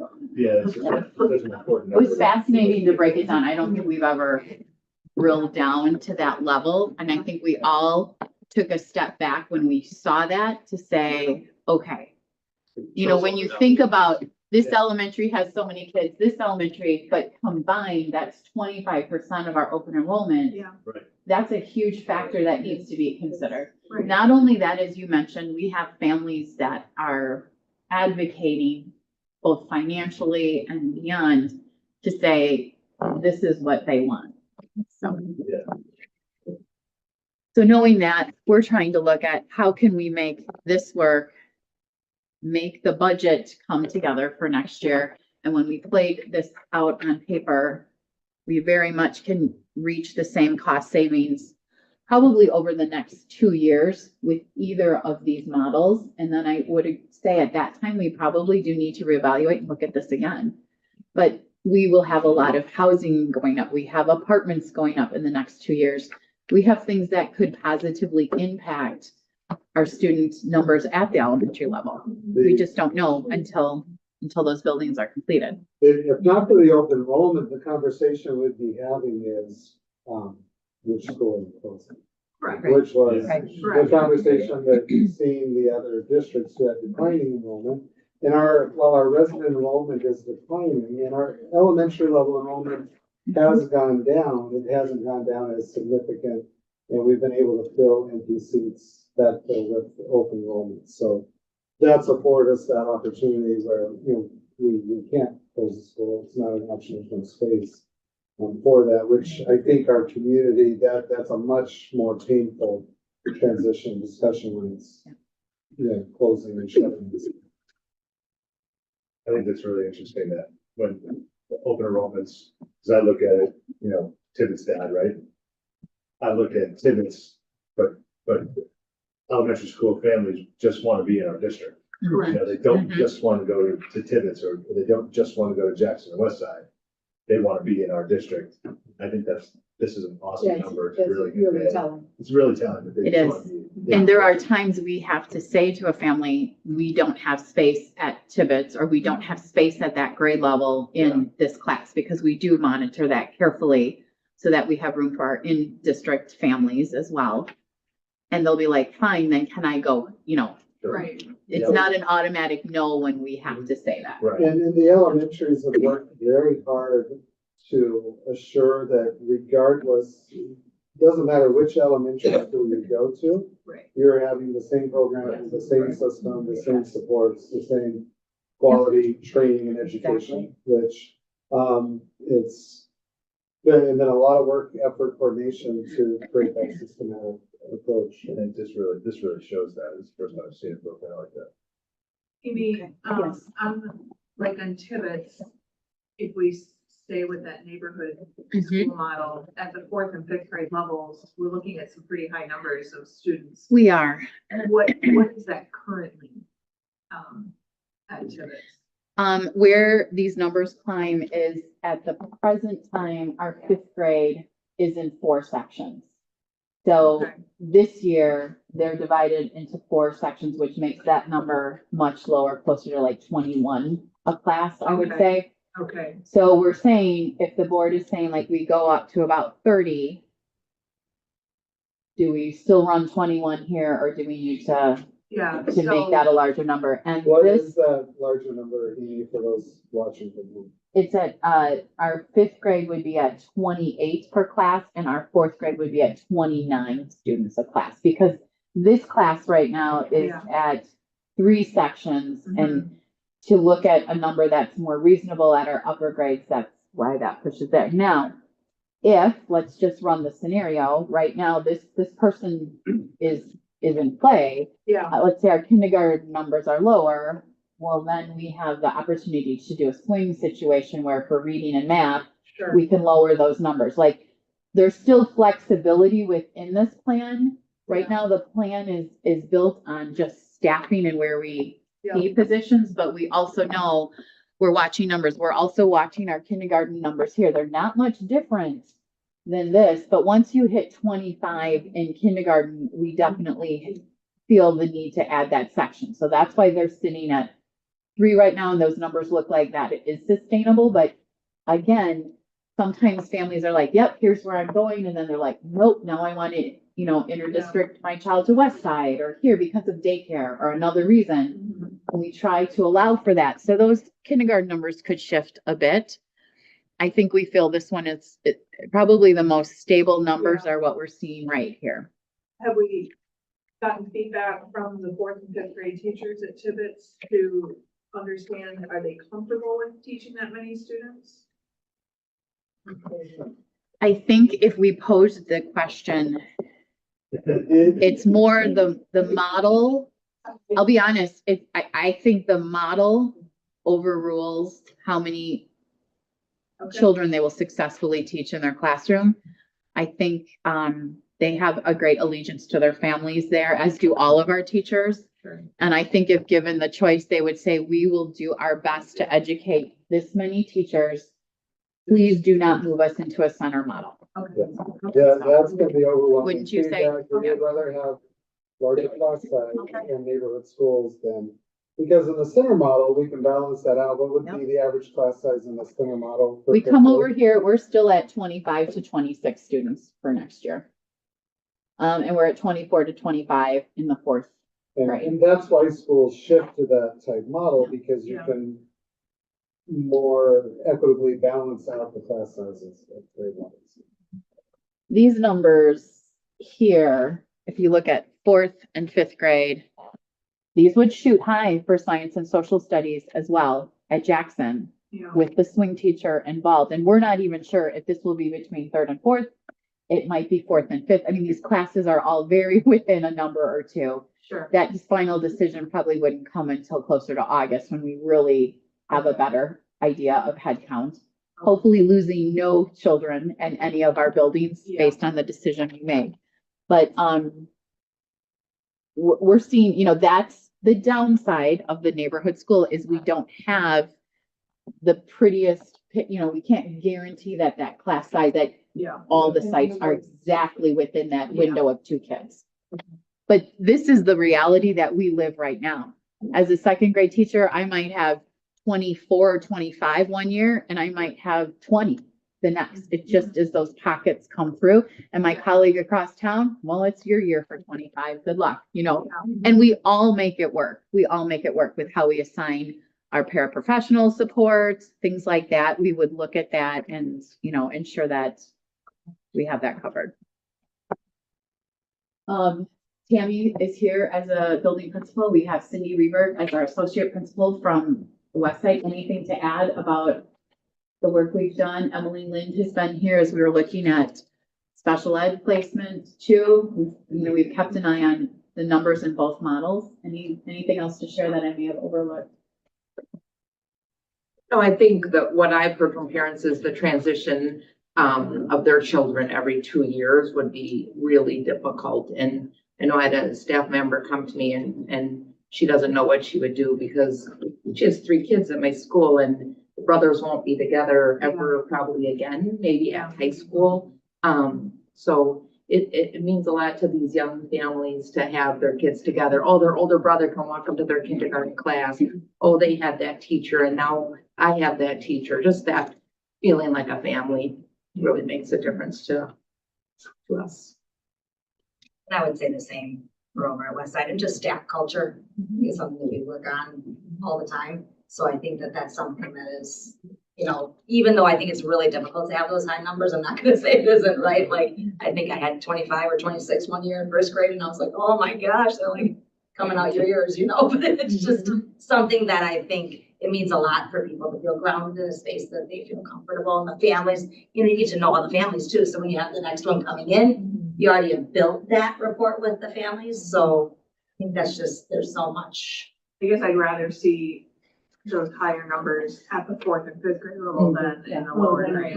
For sure, So, for sure. And I guess you never know when things shake out, right? Like when you look at, I know that we have so many people in what we call this little pen over here, but you know, if you end up having an extra one, maybe it could be attributed at the end of the day to those numbers that are higher over at Tibbetts, but not knowing how it shakes out of who's going to maybe retire that we don't know that yet, or seek other employment. So maybe it would be that we'd be able to throw a position, let's say from our 3rd grade team that we're reducing a teacher. As we look at, here. where these would be assigned. Yep, so when That would be the reassigned, first priority, to bring that down. it might not necessarily be reassigned to us again. It might have to float over to Tibbetts to reduce some of those numbers. So I think that's another thing to consider that I could change. I met with all elementary staff last week to just update them where we were in this process and the decision making. You know, one of the questions that, of course, a lot of people are like, you know, when am I gonna find out what grade level exactly what am I teaching? And it really isn't any different than any other year in the sense, teachers are all issued teacher contracts. And we want them to know as early as possible so they can plan accordingly. But like Cindy said, we don't know exactly what the enrollment's gonna shake out at the end of the year. And from time to time, we have to make a shift in a transition. So what I promised them is, by the first day of school, we'll be locked in. But that is every year. Every year we have to like, oh, now you're moving to 3rd because we had 10 kids move in the summer. And It does. guess what? How many, has there been a year where you haven't had somebody show up on the first day to register? No, That we didn't never have on in a the day, system? no. Whoa, hey, yeah. The buses we heard go school across the starting town and they're today. like, oh, school's starting. Yeah, Uh-huh. it happens every year, or in every building, It does. where they walk them in, we heard school started today, here's Oh the my kid. God, it does. So. is that mostly happening at the kindergarten level? No, it's all great. Across the board. Sometimes the kindergarten takes a few Happens days in the middle before they school. realize it started. So it's all week at that level, Julia. Word of mouth then travels, like, oh, I have to bring them to school. Yeah, when they see the yellow bus go by. Right, yeah. For you guys as building representatives that are here, and Amy said something that resonated, that, and I'm sure you guys would agree, but just for everybody online and to hear from you guys as the building reps, those teachers would rather have a little bit bigger of a class size than go to the center school model. So if you guys agree with that, just as, and, you know, Amy, that really resonated when you said that. If we can make it happen. Yep. They would prefer, you know, 25, 26 rather than center school. I think that's important to know. I think as a general sense, I don't wanna say you may get an email from 2 or 3, Well, yeah. Right, that's right. We're speaking for the mass numbers as how that, Especially I'm teaching a grade level and it looks like I won't have to move buildings or, I mean, there's a lot of different factors. there are. Sure. And especially because that's always been a little unpredictable anyways, right? Like I had this goal as 16 over my 25-year almost career as a first grade teacher, all the way up to 25, 26. So it's kind of that, you know, those bubble classes or what have you. So I feel like it's one of those trends that we have been seeing, a little bit of an upward trend, I'd say, in our upper elementary as it is. I had Mrs. Brown as a kindergarten teacher have 28 one year. It just happens that The year. district's high, this is still lower than the district's highest class size point. When Elkhorn was going through that tremendous growth, the budget, there were so many new students coming in that they didn't have either the revenue or the budgetary, because you don't get all that revenue right away when they come in. Right. So elementary class sizes during that rapid growth period were pushing close to 30.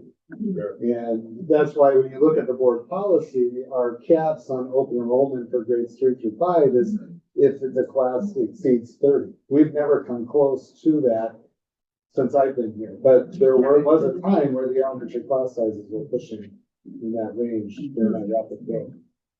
Did I hear you correctly to say that there would be paraprofessional staff available that could be assisting in those larger class size? Right. Yeah, it looks like there's some flex. I would say what we haven't even addressed in our elementary plan is the staffing of our paraprofessionals. Obviously, we're holding on hiring right now, but we have a number of both regular ed paraprofessionals, special ed paras. You know, each are assigned a little bit differently, of course, but priority where our regular ed paras are is obviously where there's high class size numbers to help support that. I think our plan is to reconvene in early August to look at, has there been any resignations? How are we leveled across? You know, if we had 2 resignations here, do we need to shift a para to make sure that with equity, looking at numbers in each building as well and where the class size need, so that we would follow up to do to make sure that we've assigned things appropriately. I feel that our teachers definitely understand that in one way or another, at any of our levels, there's going to be a shift in workload. As you have larger class sizes, and we're talking just elementary, we could see an influx of more students per class at the middle and high school. I don't think there's a teacher in this district who is not aware of that. If that is of high concern, they may be looking elsewhere right now. If this is something that they're like, I don't know about this, they certainly can pursue other opportunities. And some are doing that to get closer to home or for other reasons, and that's fine. There's always an additional workload. If we think of this year and how passionate our teachers were in communicating to families and trying to get information about the referendum out, there's greater workload in one way or another. Unfortunately, the referendum did not pass, and now we're looking at this. Again, I would say 9 out of 10 teachers at the elementary would say, I will take a few more students to avoid packing my entire room. And if you are not familiar with how much an elementary teacher owns, it's a lot. I made my husband rent a U-Haul for myself when I had to move classrooms at my district, and we had a big shuffle. We went from a center school to a neighborhood school is what happened in my career. And myself and my colleague were like, we're not trusting this crew to move our stuff. I have thousands of dollars invested in this. And he's like, I know, I got to rent a U-Haul. And we did. We moved it all ourselves because that's where our teachers would be at. There would be, it would be, we would need time to plan this so that they would have the reassurance, because this is not just district materials we're moving. We are moving thousands of dollars of personal items that people have invested in their classrooms, and they have a right to ensure that that is safely moved. They would say, I will work with colleagues I'm accustomed to working with. Please let us try this. Let us stay with our families. If we have families raising funds out there from the elementary level, we can at least stand by them to say, let us try this and do what's best for your children and see how this goes. And yes, we would move the building aids where obviously there are higher pockets of students as well. The kindergarten teachers may throw down on that until they can tie shoes and do a few things. It may be a week or two, but then we will move. So anyhow, I appreciate your questions and good thoughts tonight. And okay. There a specific direction that, specific direction that you'd like, you want to go back to that chart, Bill? Yeah. Thank you, Bill. And I believe we are at the point from the staffing positions and openings that I believe we're already at pretty much that $600,000 in attrition savings. We are. for the first year. So the reality is we may be able to even exceed that dollar amount in the first year, but we put that in conservatively, as listed there. So is there, I'm good with the recommendation. Anybody else? Yeah. Yeah. Yes. yeah. I think if there's a way to preserve the community school and Absolutely. still get the savings out of it, then yeah, we need to do it. Right, I think that's the voice that we're hearing from so many families.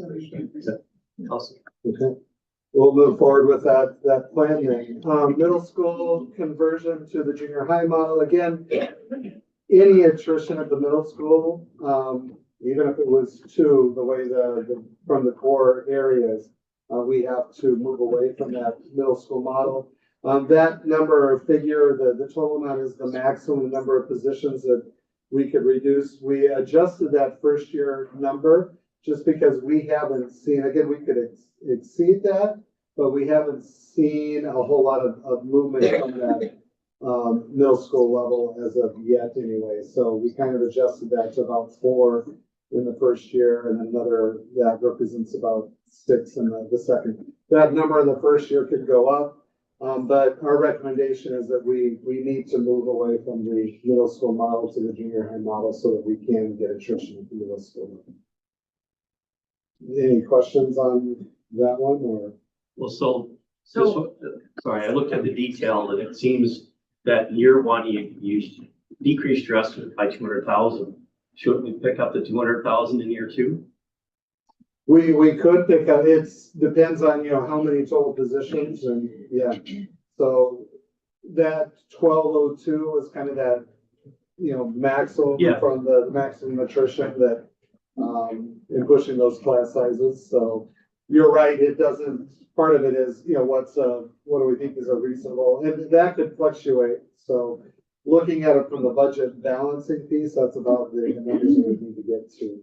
That's a good thing. So you're saying that we were projecting a 1.2, but in reality, it's only been 386 the first year? That's what we're projecting from the natural attrition from there is Okay. just based on, that number could go up if we had more resignations or removal from that level. Yeah, the 1.2 included like both 1 and 2. And in year one, if you look at the detailed estimate, it was 200,000 more than it was 586. So we were 586 and 545, so close to that 1.2. And we could put back in, that's basically, I'm anticipating that we may not get those, 586 is close because not all of them were teaching based, it's combination of teaching and admin and then the study hall. We could put 200,000 back in. There's the capacity in converting to that model to get to that maximum attrition of 1.2. Really just like. What are the class sizes looking like at the junior high, with the junior high? What class sizes are they looking at? Ryan, would you want to Yeah. speak to? About 27 to 28. In the junior high level, Currently, they're at, 23 to 24. I think it puts a lot of burden on our teaching staff. They have to go take the 6th grade science teachers. Now, all of a sudden, they're teaching 6th, 7th, and 8th. They have to come up with all new curriculum for 2 grades that they haven't taught for most of their careers. Yeah, is there anything you want to speak to? And I'm not certain if these are going to teach 3 grade levels, they might still be teaching. Do you want to speak to that layout, what the ramifications would be, Ryan? Or Yeah, we're looking closely at a couple of models that have different class period lengths, amount of periods per day. In one model, it's having to teach, multiple grade levels at the same time, no more than 2. In another model, it's some people will teach multiple grade levels, but they won't teach them at the same time. So they come more by trimester. So they're only focusing on the 1 grade level per trimester. So it would be much more similar to, the teacher load would be much more similar to like what a high school teacher does, as opposed to what elementary teachers typically do. I think it's just most disruptive for the staff, more than the students. It's disruptive for the students too, but mostly for the staff. If we do this, is there coming back from it in, say the budget goes in our favor every way and we do have better funding, can we, rehire for those 8 that we're planning on attrition, can we rehire, say, quickly to fix it, to reduce the class sizes, or is this something that's gonna be We would have to go back to that footprint, so you would have to, because this model represents a reduction of, is it, how many teachers per department roughly? One roughly on the average, yeah. One per department, and we did look at there was a lesser attrition model that would enable us to maintain the middle school model, but it would still require teachers to teach multiple grade levels. If I recall correctly, Ryan, you would have to take if you just went down one science teacher in the entire school, then each science teacher would have to pick up another section of science to cover for that one science teacher not there. So they're gonna have to teach outside of their grade level to prep for at least one section. And that would be the same for English, social studies, and math. But there was a scenario where they could get the reduction of 4 core teachers, still maintain the middle school model, but having the teachers all pick up another section of that subject area. It just was really limiting on how much of the attrition they could do. So that could potentially be a first step this first year when we're looking at if that 386 is enough, that's representative of 4 or less positions. That could be an intermediary step that we can target for it and see how the budget goes out, and not necessarily blow the model up right away in the first year, but wait and see what the budgetary outcomes are. But it would require teachers would still have to, I believe that put all of the core teachers on an overload to do that, correct? So, for example, we've always joked that one of our 6th grade science teachers wins the lottery and doesn't come back to work. That would mean that. That'd be Mr. Fisher. That would mean- I was hoping. In that scenario, Oh, no, now we're. on the gold team, this card would teach all its science, right? But then on the Trailblazer team, where Mr. family had moved somewhere warm and tropical, we would have 5 different people teaching science to our 6th graders on that team. Because they're all gonna come from somewhere where they have an availability to fill that period. And so that's 5 different people to cover those 5 different sections. So it makes the team very. They would have to do that for each subject area to get the attrition before. Now, we could spread out across, I mean, there's 6 teams in the building, but, so we could do our best to spread it out so that that's only happening to like the Trailblazers in one subject area. And then happening to, I don't know, the Patriots and one subject area. But that was the other scenario that we looked at. I gotta say this out loud, because it's almost unfair to you guys, because center schools, it's such a impactful thing. You can visualize, you can see it, we're moving buildings, you're doing these, horrific things, but they're tangible, they're right here. And it's hard to, I mean, I understand it now, but it's harder to understand what we're losing in the middle school for you guys. So I have to say that out loud, because if we recognize that, it stinks. It's just, you guys are almost at an unfair disadvantage with this than compared to center schools. Well, and the school was designed Right. for the middle school model, not for a junior high model. So just even from a physical standpoint, Sarah, could you guys explain, because Sarah and I had a long conversation this week where I was like, I'll show you my model, you show me yours, kind of, as we're trying to connect on this.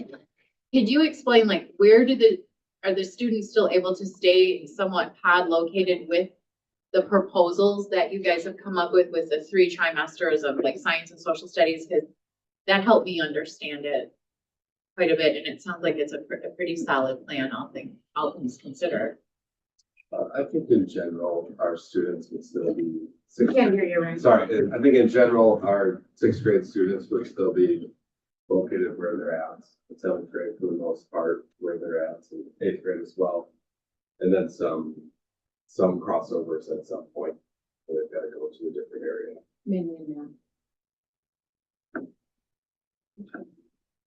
How would the teaming concept work with your teachers? Like right now, they're meeting as like the trailblazers and whatnot. Would you then go to subject area teams? How would So- that look? We would be in subject area teams. In one of the models we're looking at, there's just not, those team type meetings that you're talking about are gonna really have to be completely shifted to our after school commitments, our in-service days.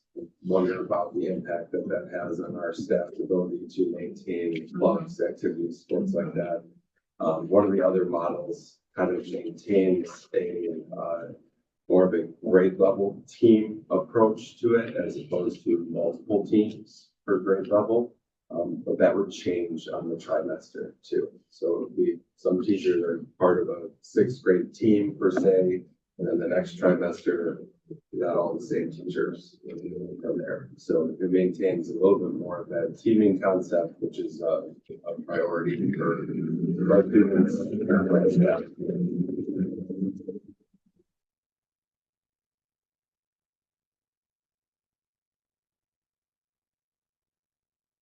Would you have a recommendation, Ryan, in regards to with that dollar amount being projected at that level and knowing that we could theoretically do that attrition, maintain the middle school model while requiring the teachers to rotate in to the different grade levels? Would your preference be or recommendation be to do that for the first year, see how the state budget comes back? Or would your recommendation be to go ahead and go to one of the junior high models as opposed to that? So I know at the point we lose 4 core teachers to retirement or, relocation, that's kind of our, like our hinge points. If we got to a 5th, we would have to rehire the position because we would, at that point, we'd be out of, You have to change the model Yeah. if it's There's more no than cost 4. savings. so we would have to we'd have to start rehiring at that point because the rest of the model would need to remain fixed. And going to the junior high model allows you up to what total number of teacher attrition?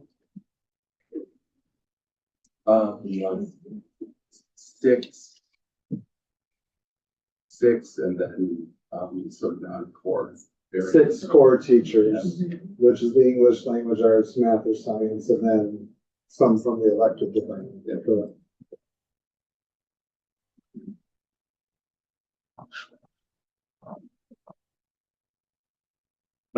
Yes. I was gonna ask Ryan if that was his personal opinion, but I mean, do it anyway. Thank Regardless you. of what. That's all I'm gonna say about what that. if I buy the fish tanks from the school and donate it to Ryan? Yes. That's an annual operating, Yeah. budget, which comes right out of their principal budget. I don't, and it's really not pettiness, it exceeds our tech ed budget, our art. Yeah. budget. It's dumb. It's ridiculous. Get rid of it. Well, we're getting rid of that water fountain that's been there since 1935 too.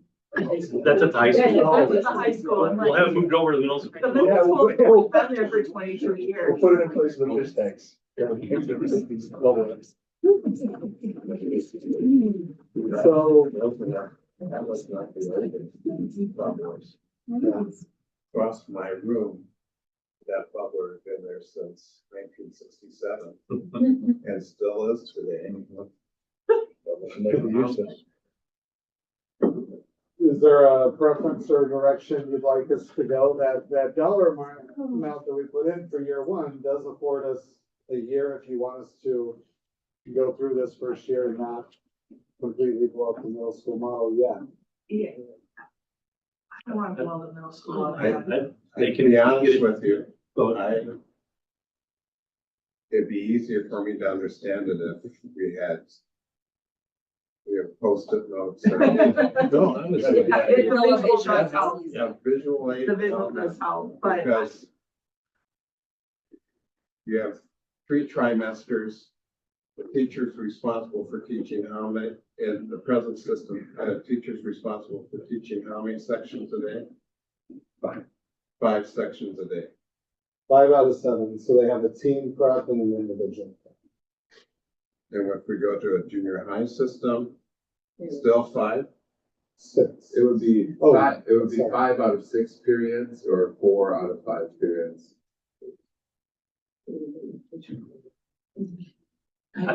I think they should come back with a recommendation in writing, so it's like, update their detail here and give us the savings, but how are you gonna do it and keep the model the same? Okay, so we'll go ahead and table that one. We can have Ryan come back at a future board meeting and make a decision on that one.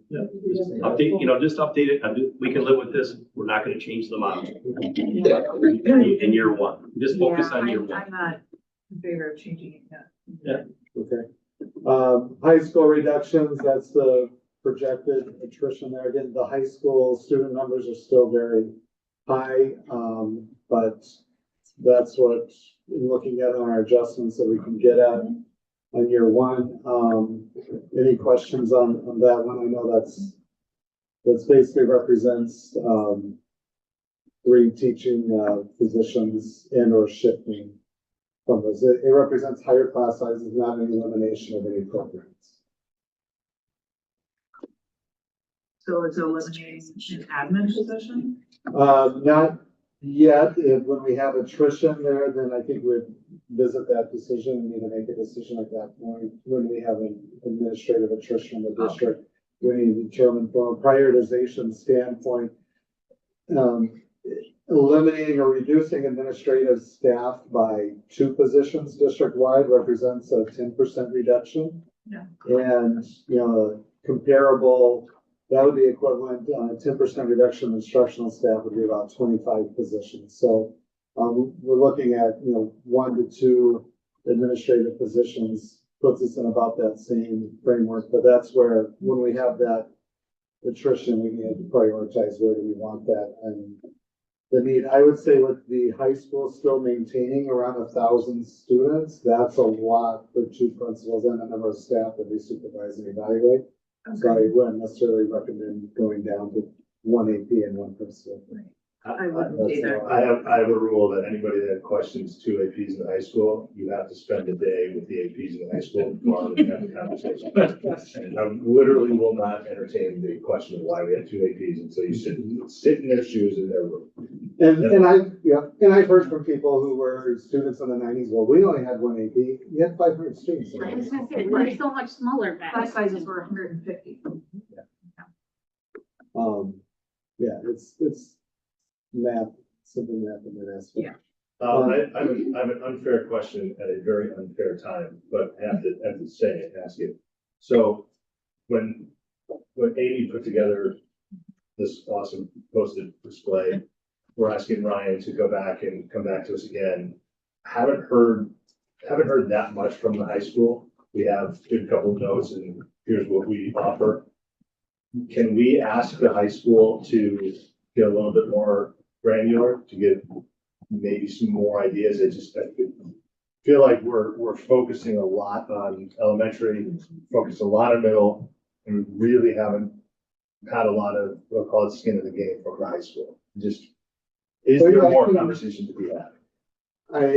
We could ask them to come in and speak to that. I think in the large part of the reason why is because they weren't asked, to be frank, they weren't asked to make nearly as significant because Of course. in enrollment size and the class size with that program. But we could certainly do that and have them come in and discuss and look at those ramifications, because I agree, you haven't gotten that level of detail. They have a list. They have it, yes. Yeah. They have a list, Yeah. and it's a long list. We just haven't seen the Okay. list. Okay, yeah, maybe we should take a look, and even if it's just out of respect for the middle school and the elementary school, we take a little bit of time. I think we have to. I mean, Yeah. it's, Okay.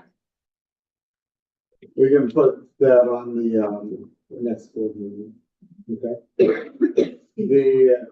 administrative reduction that we're looking at is, that's again, reducing the 1 to 2 positions, using the attrition again, and depending on where that's coming from, doing that shift of duties and or reduction. So we'll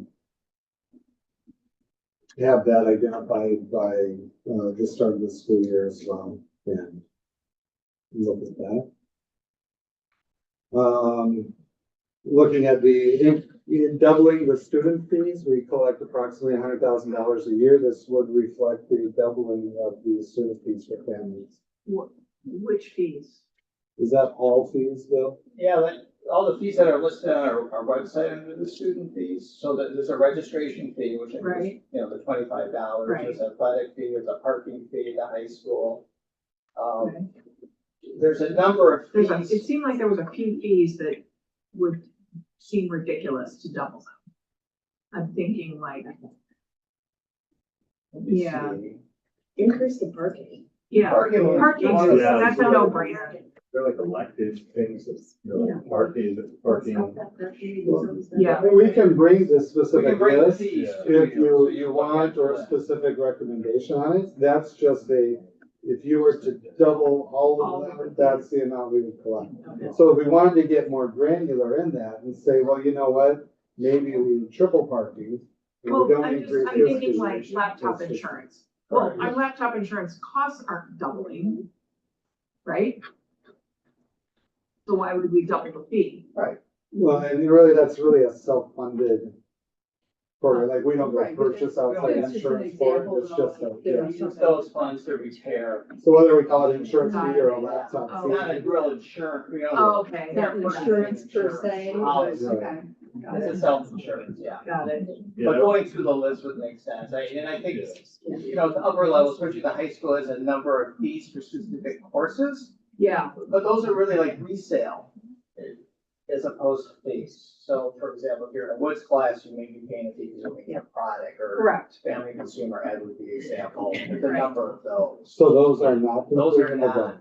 So Okay, I think to see that list, you certainly can bring that back. okay. So you know what we're talking about. Yeah, and I think looking at things like registration, you have to register, right? That's you register, you can't avoid that, but you can avoid parking, you know, that's kind of that's a benefit. Where do Or our athletics, whatever. registration fees, how do they compare to other districts? We can pull that together too. Okay.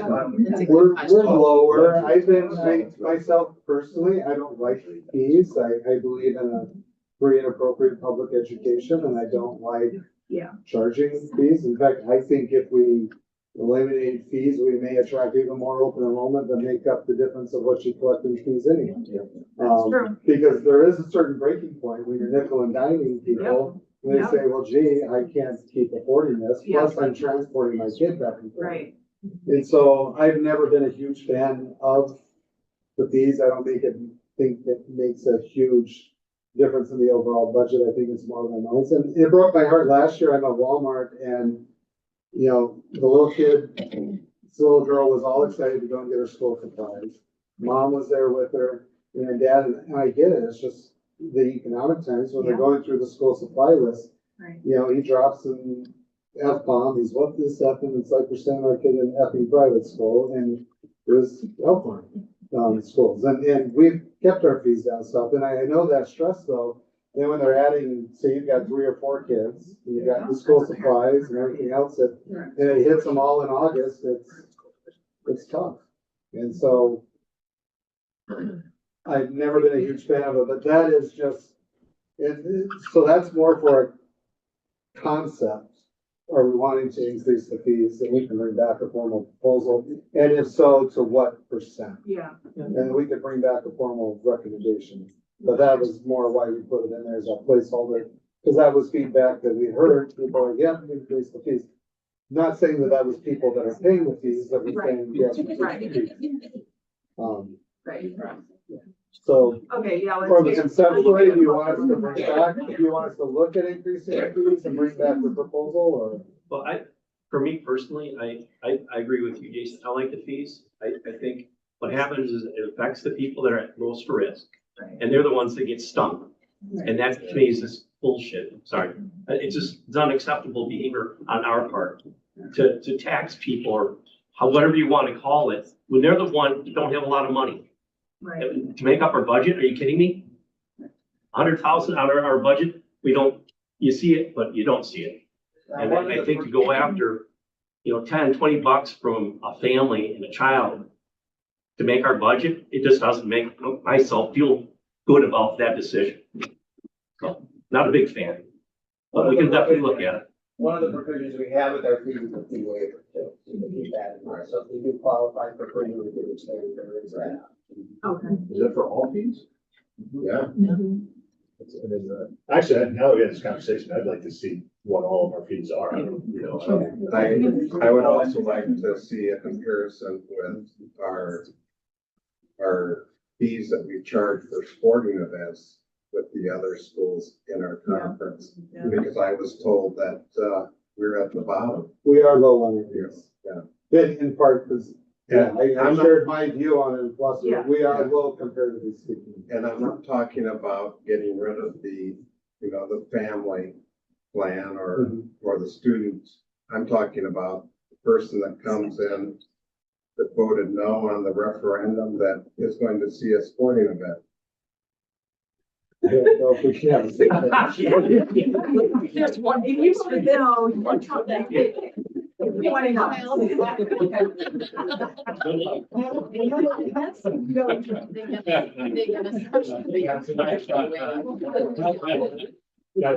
bring them back, those to the board to look at it, you can have that discussion. All right. The, electric utilities. Local forecast.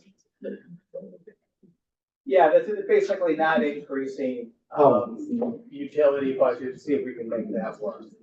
That's the goal. Okay, because we've been using the data. I was just gonna say, I feel like we should be able to not have an increase on that. Right, I think we can, rates are going up, but our consumption and kilowatts and all that other stuff are offset. Yeah. We've been lucky this winter because it was such a. It was a mild winter. Yeah. The convert 3 non-instructional positions to community service positions.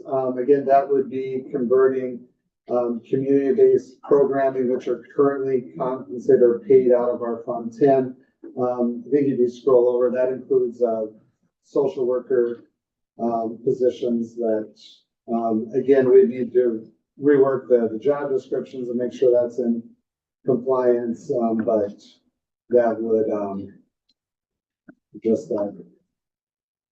that would be a savings from the Fund 10 general operation of $150,000. And then you'll see we already looked at the retirement incentive plan previously and decided not to do anything with that. So there's no additional cost related to that. The SRO, that's entered as a $0 because that's not an impact on the general fund, but you had asked where that one was, that's there.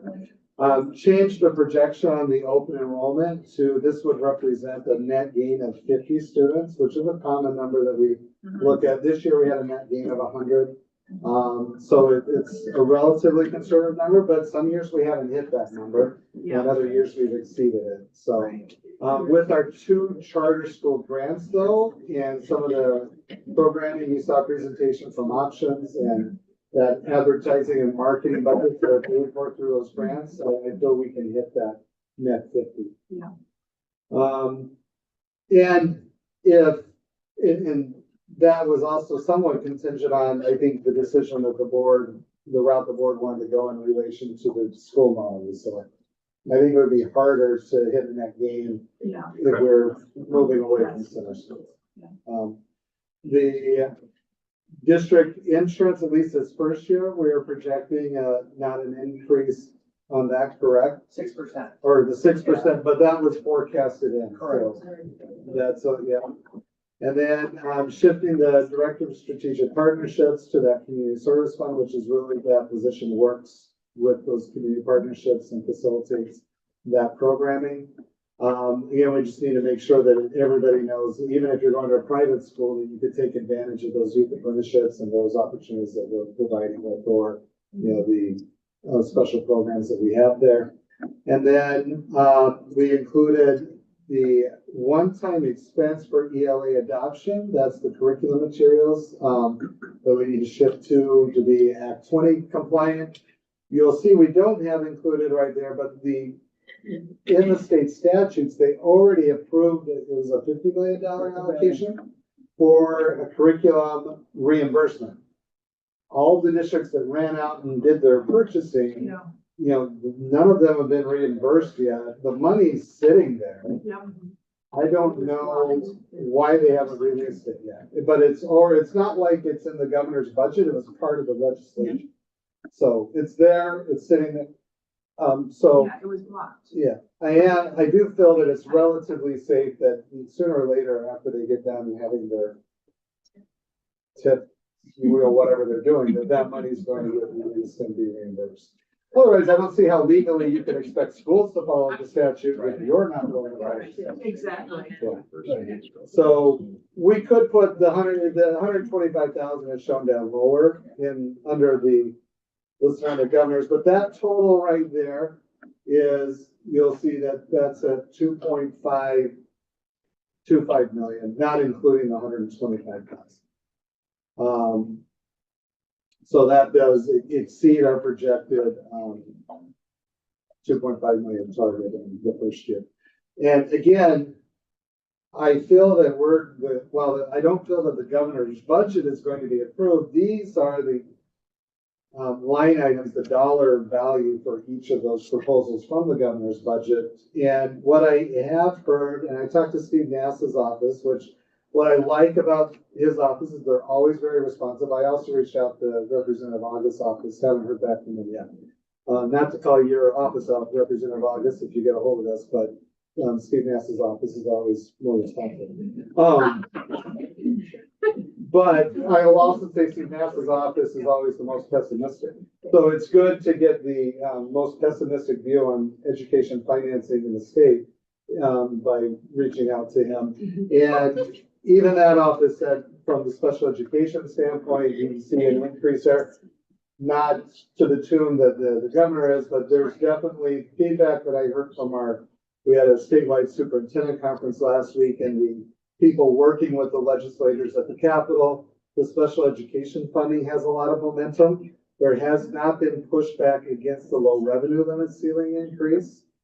And some of the other ones are relatively small dollar amounts, but the special ed funding, long story short, I think a safe estimate, if the governor's proposals would increase our budget by about 3 million, I think a conservative estimate is I think we'll see about $1 million more in revenue than what we're forecasting right now. So I think that will put us in a better position than what we're forecasting. And I think that's still relatively conservative. That could come back better. It's going to be somewhere between 0 and 3 million. But that's all I can say. But I think 1 million is really safe. I think 1 million is really safe. 1 million more than we were anticipating. I just have a question on our maintenance allowance. And you're happy with the amount we have for maintaining our buildings? Because I think sometimes you just don't spend enough time talking about that as a group.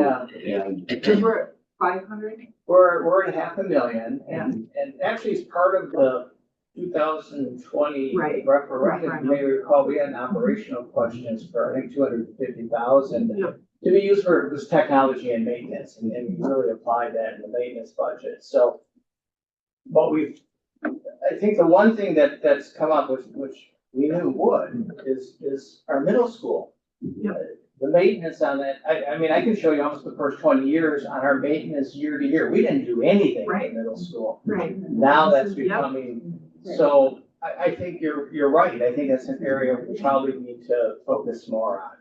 And I don't have a dollar figure, but I think that is an area. At the very least, we should consider at least doing some type of adjustment each year, either on a percentage or a dollar amount. Yeah. Yeah. It's not in here now, but yeah. yeah, I'm just, for everybody, that has to start increasing. Yeah. Just because of I think, Building costs are going up, Yeah. you know, living costs I are going mean, up. what's the total value of our 7 buildings? Let's see. I want to say 75 million, something like that. and I think there is a formula that on a dollar amount per Yeah. square footage that you should have in the Right. annual maintenance. And using that, we went through the calculation, we should be closer to 800,000. I was just gonna say, is that that's a pretty low percentage. Yeah. I don't calculate this. So yeah, so we should be, to be around that industry standard, we should be around 800,000 a year. for maintenance budgets. Yep, good question. All right, anything else on these items? A good amount of time and I think it was good time to spend. I will say, I think Ed, part of the model that we've been in, and we had those capital referendums. Yeah. And it's one that a lot of districts find themselves in, is they defer what they can. Yeah. And then they do a capital referendum and address a bunch of them. Yeah. But then they're in that continuous cycle of defer, referendums coming up. Now we do a larger chunk and do a bunch of projects at once. And we were able to do that with a couple of the referendum, most recent ones, right? Yeah. All right, so where are we here? We've gone through a lot of stuff. Let's see. Mr. Fisher is gonna win the lottery Yeah. and donate all the money to schools. It's a guarantee, That was the right? plan. She loves her job, she's staying. I've never bought a lottery ticket. I've never She say, don't bank on this. We spent a lot of time talking about Fund 80 and to shift things to Fund 80. And the only piece I want to share with the board here, and this goes back to the DPI has a website on Fund 80, and there's some guidelines, there's some frequently asked questions, and they also have what's called a chart that kind of gives you some guidance in terms of what can and can't be funded through Fund 80. And I'm not gonna walk through that all right now, but just let you know, there is a process. And part of that process is reviewing what does our policy say, which we may want to review in terms of, Jody and I were looking at that earlier today. There would need to be some type of formal board action to increase or add programs to Fund 80. Recommendation from the DPI is review that with your auditors and maybe review it with the DPI. I'm not confident the DPI will give us much guidance, to be honest with you. I think our auditors would be an opportunity. They will be out here in June. They wouldn't be auditing this stuff because we're all talking next year, right? Yep. But they may give us an opinion, have spoken they would anyway, on what direction we're going and what they think of that. And to be honest with you, talking to other districts, there is a little subjectivity to this. Because some districts will have a program, let's just say they move their SRO officers to Fund 80. And one auditor will say, yeah, that's fine, that meets the criteria. Another auditor in another district will say no. Now, maybe the details on what that officer does is what's different between those districts. So I think we need to be just a little cautious with the process, because if the auditors end up saying, we think this is a questionable cost, we'll have to reduce our revenue cap and move those funds back to the general fund. Or eliminate those programs. So I just wanted to share that, so it's not a simple automatic, we get to do whatever we want in Fund 80. We need to make sure we meet the criteria. And this flow chart is supposed to help in that process. And we'll follow that and go through that process. That makes sense? So that's community service. Let's see here, I'm moving ahead. The other thing we're looking at, I want to share with the board a little bit is some considerations with our long-term debt. See if I can make this a little larger.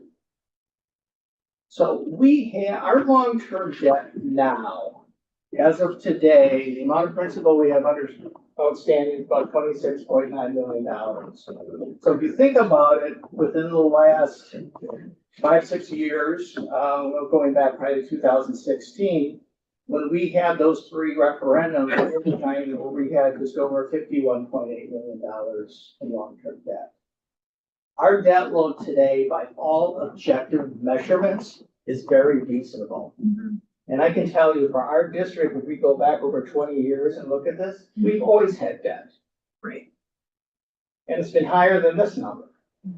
But I do believe there is some perception, with our community that, well, we have 3 debt issues and they're concerned about how much debt we have. Right. Irregardless of the amount, we have 3. And I hear that. I don't know if you hear that as board members. So one of the things that we may want to look at, and I had Sarah take a look, here's the annual payments on that debt. And you can see our fall off in debt right now doesn't occur until 2032. This dollar amount got reduced as part of the restructuring we did when we paid off our debt last May as a board. So we reduced this amount, and part of the reduction here was to accommodate a potential referendum and mitigate the impact overall for our taxpayers. Right. So one of the things we've asked there to take a look at is if we continue with the same payments on our debt and start paying off some of that debt early, what could that look like?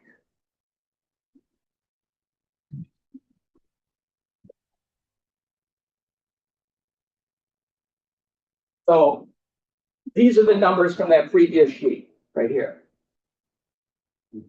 And we have some callable debt. And the most expensive debt we have, technically,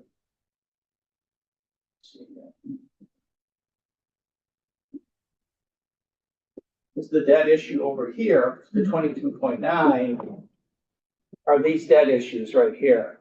And this is callable debt. So if we were able to keep our debt levy at the same level as what it was at this year, we would be able to start paying off some of these future obligations. What that does for us potentially is that natural fall off of our long-term debt per year, rather than having that fall off in 2032, 33, it moves it up 2 years.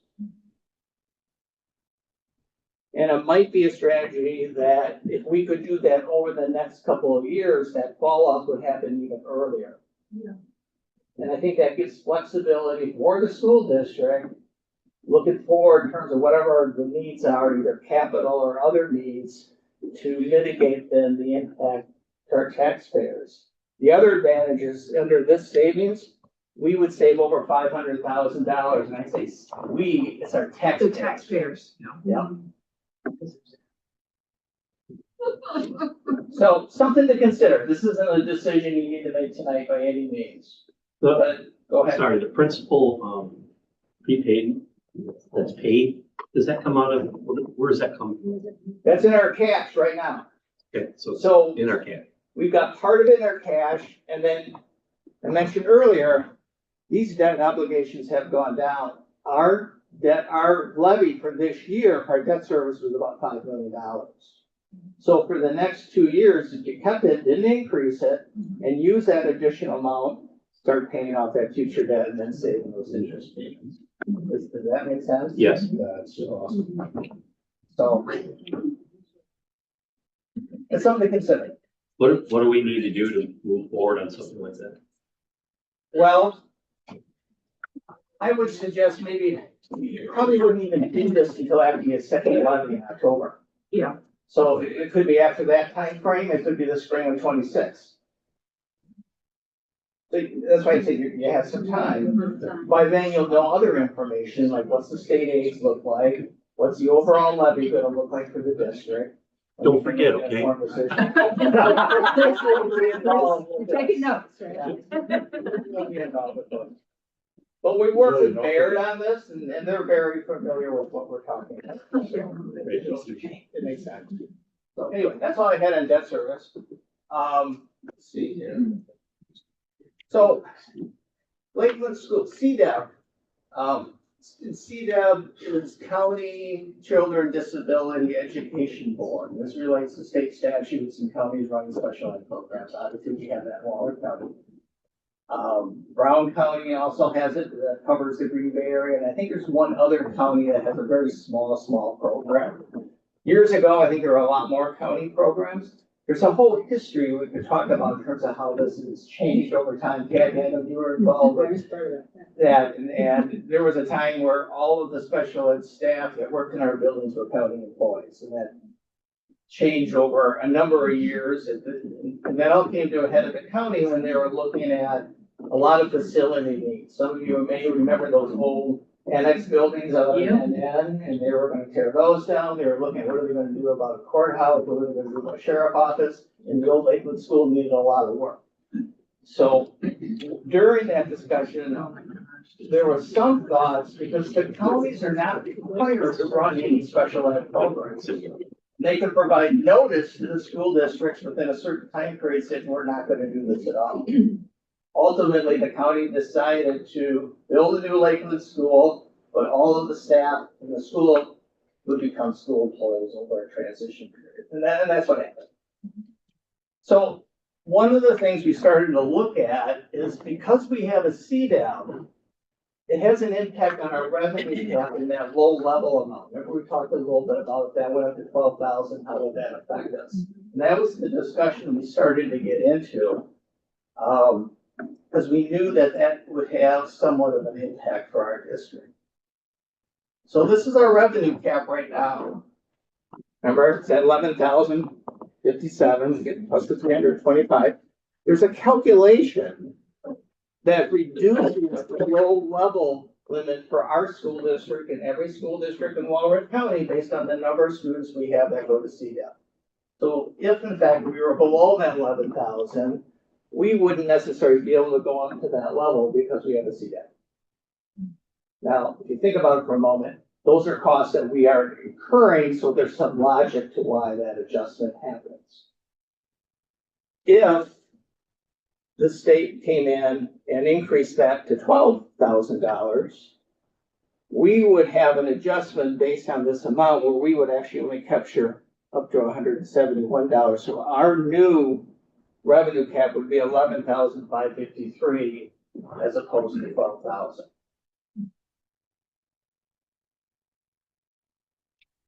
And what this low level means is basically the state's giving the local school boards the authority to levy up until that dollar amount without having to go to referendum. That's what that number represents.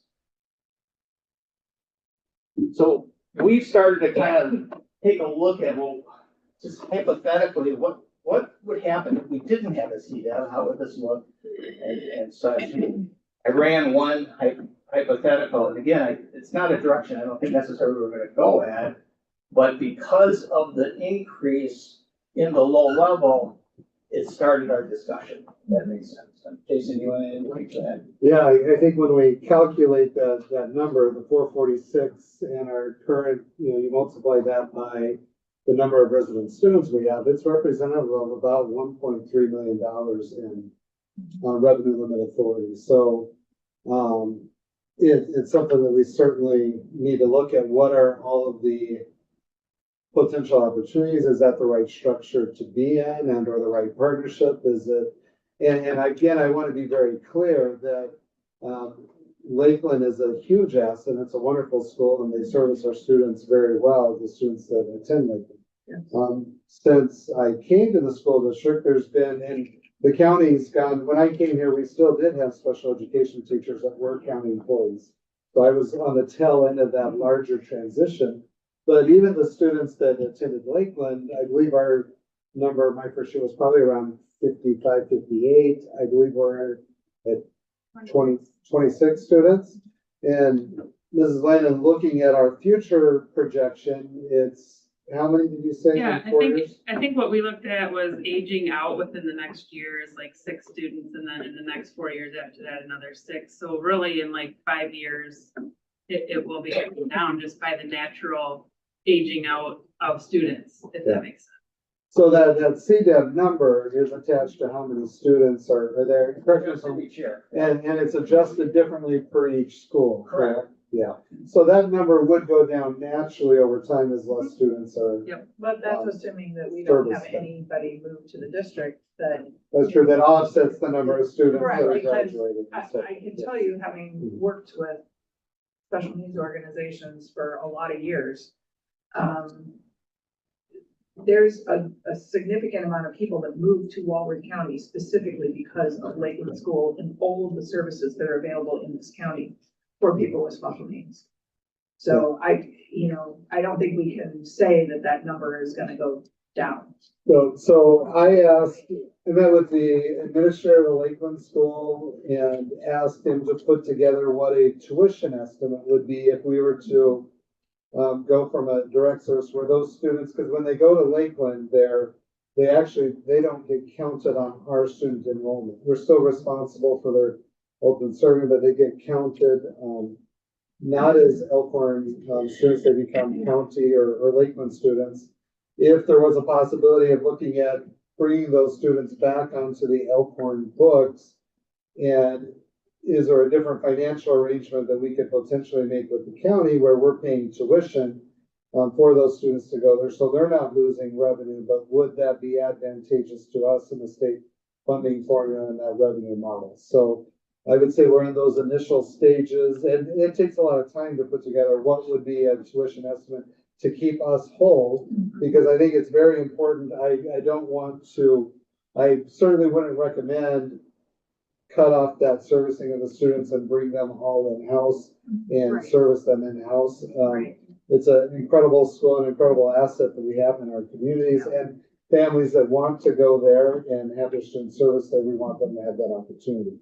So I would say we're in those initial stages of doing that exploration of what are potential structures, if any, that we could bring back and look at. It's a large enough dollar amount that as a district, it would only, and the situation that we're in, with the low revenue limit ceiling potentially getting increased. Now, if it doesn't get increased, there's very little long-term benefit to do that. But if it does get increased and then increased again the following year, that's about a $1.3 million difference in the revenue.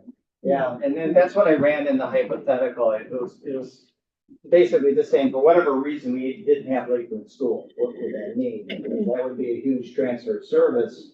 Yes. But that would also then go on our tax rolls. Right. Yes. Now, in theory, as a county taxpayer, you would think that would go down, right? I mean, but I'm not sure that that's how it would work. I'm not sure. I just know our levy would go up pretty significantly. I think I ran that. Again, these are just projections, but.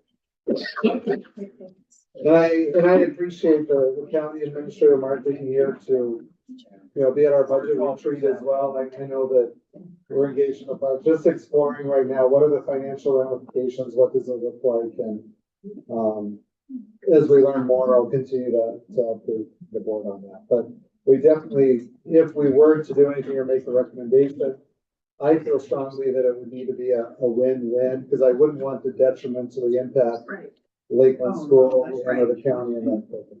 Right. So that was all in the CDEP OPEB. I just did a quick chart. You've seen this before. This is the benefit that really will be running out because we only have about 9 employees that are eligible for this, and this kind of projects what the annual payments are based on estimated retirement dates. And the key piece probably from a liability is, I used to have another chart that went back from like 2000 to 2012, and then that chart was going up like this every year. And then as we changed that, it's starting to go down. So over the next several years, it will be exhausted. So. I have a friend in a neighboring district to the south, which I won't name, but I believe their OPEB liability is close to $8 million a year. Oh, man. So this was huge kudos to So here's the Elkhorn Area School District School Board and the administration years ago to put together a plan where it's now a defined matching 403B benefit as opposed to a health insurance for a certain number of years. And the employees that put that matching amount in with the stock market and the compounding interest, they end up coming out, especially if they do that early, I think no worse off than they would have otherwise. So I think it's been a way to mitigate that OPEB liability, and it was very wise of the district to do that years ago. I did put together a quick analysis of the governor's proposal. We kind of talked about the numbers, but you can kind of look again, it's just a forecast. I think we talked about the range here will be from something from 0 to maybe. So that's about as much as we know right now. Well, let's pull it up though, because this is like everything we're in, right? Yeah, it is. Oh, this is fun. So what would it do here? Well, if I remember right here from our forecast, I think this was 4-point-something million here in terms of a deficit, and then it was 6 million over here. So, And that's still the higher number, or is that, yeah, because really that would be, That's the we're projecting a $2.1. $2 million deficit. right. Yeah. So that means, you'd be able to increase the number of students and the aides and the other offset would be with that much increase going into the aid formula, for equalization aid, our actual levy would actually be going down. So, and the other piece that the governor put in, they talk about this, but I think it was a 9 or 10% increase in the school tax credit, which shows up on your tax bill, that little number that you kind of factor in. Yep. So again, it's more state money that would. So this would be a lower mill rate as well. Yeah. So we have covered a lot of information. And a couple of things here. Today is what, the 30th, last day of April. The board will look at or consider professional staff contracts in the next meeting. You talk about support staff, administration, and then in a typical process, review budget in June and at least approve a preliminary budget before the annual meeting, before July 1st. I don't know, because no one else knows, will we have a state budget by that time? Not likely. Not likely. And even if we did, there's a lot of factors that most of you are well aware of that we won't even know until September and October. That's just our normal cycle. So unfortunately, the number of unknowns is just higher this year because we don't know the state budget and we don't know what the federal situation might be. But I think we're starting, I think Jason, you said this, well, we're starting from a good spot relatively in terms of where we're at financially. And I think we've outlined a number of strategies that can get us to where we need to be. It's just, we don't have all the facts. And we just need to be as comfortable as we can knowing that. And I think for tonight, we've been at this for how long? 3.5? 3.5 hours. That's a long time. We're done. Bill, before we Yeah. concede, I gotta thank you and Jason and the admin and the former boards being in the position that we're in right now, despite referendum failure. I think we're in the good position that we're in because of you guys Yeah. in years past, so Yeah. everybody that's got us to this point, thank you. Old boards, Bill, Jason, admin, you guys are awesome. Thank you. So we talked about some additional information we need, and we highlighted that in terms of middle school, high school. We'll look at the PEPs, I highlighted those.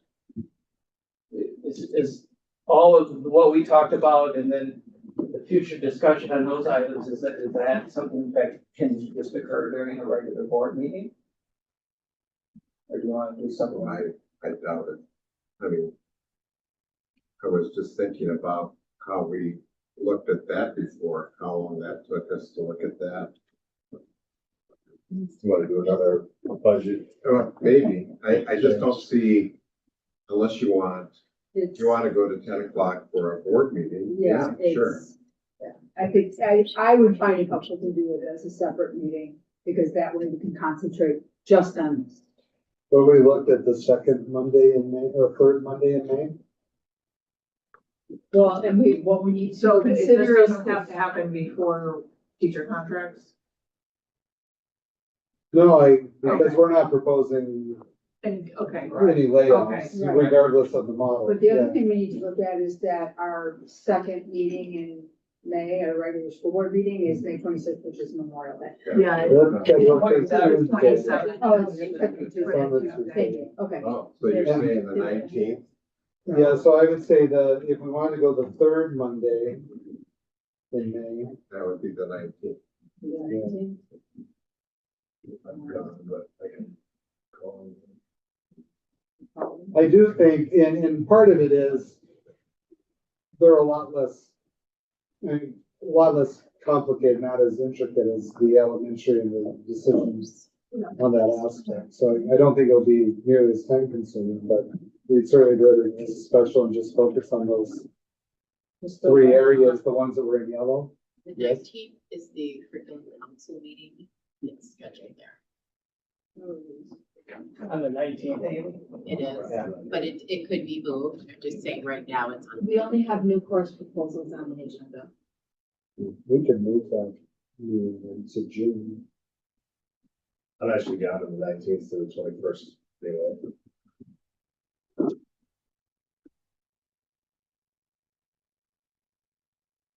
Could we meet ahead of the board meeting? Unless we want to do another Wednesday night. Yeah, like a 5 to 6. Yeah, like a 5 to 6, could we meet ahead of the board meeting? For what? The curriculum or the middle school, high No, school. for the middle school, high school. Are you talking about I mean, on the 27th? 27th, maybe 5. No, I'm talking about Monday. I don't see us doing it in an hour. I think that would be, I think. How about that Wednesday night of the week of the night, so it'll be the 21st? 21st. Are you still out of town? How can you join remotely on that? The 21st, I landed, 3:30. Or the other option, we could do it the second Wednesday of the month. That'd be the 14th. Because I mean, it's really, there's nothing we need to prep. Oh, yeah, you don't want to do that. I did a budget retreat on my anniversary one year. But I would if I had to. Yeah, I could do the 21st. Just change my- Okay, the 21st? 14th is. Does Even that if you work get for there you, late. Ryan, the 21st? Works for me. Thank you. What time, 5? 6? Mac and cheese or tacos? Let me check with Ryan, In the 5 o'clock would be great. 5 o'clock. You can't make it? Are you bringing an extra trivia question? Oh, that's Hey, it depends on what the girls want to do. I don't know how many eggs are on. I'll drive fast from O'Hare then. All depends on the. I'll start playing more now. Now that's warmer. You should bring cartons and then just, as we answer. Oh, there's that. Well, I can't share. We're a new business manager. Is that okay, Chris? Yeah, I think has. I'm gonna steal this bit for Participate, it's amazing. All right. Well, thank you very much for all your time and those online. Are you comfortable with me? Because I know there's people that want to know at least some of those decisions and the directions that the board gave, the ones that are, you comfortable with me pushing out an update to the staff and community and integration, in particular what model we're going with at the elementary school as well. People are more- Yeah, and I most think- interested to hear. At this, and then also that we're not making any change to the middle school model this year. Because, right, didn't we did kind of go that direction, right? Correct. Okay. I agree with that, but we're looking at the savings model they can present to us Correct. without doing any changes. Right, Okay, right. so communicate that as well. Okay. All right. All right, yeah. That's all I have. There's no, item that we don't have a motion to- No, we don't have the workshop. The workshops, so we're good. All right. Thank you, everyone who attended, both here and online. Appreciate it. Thank you.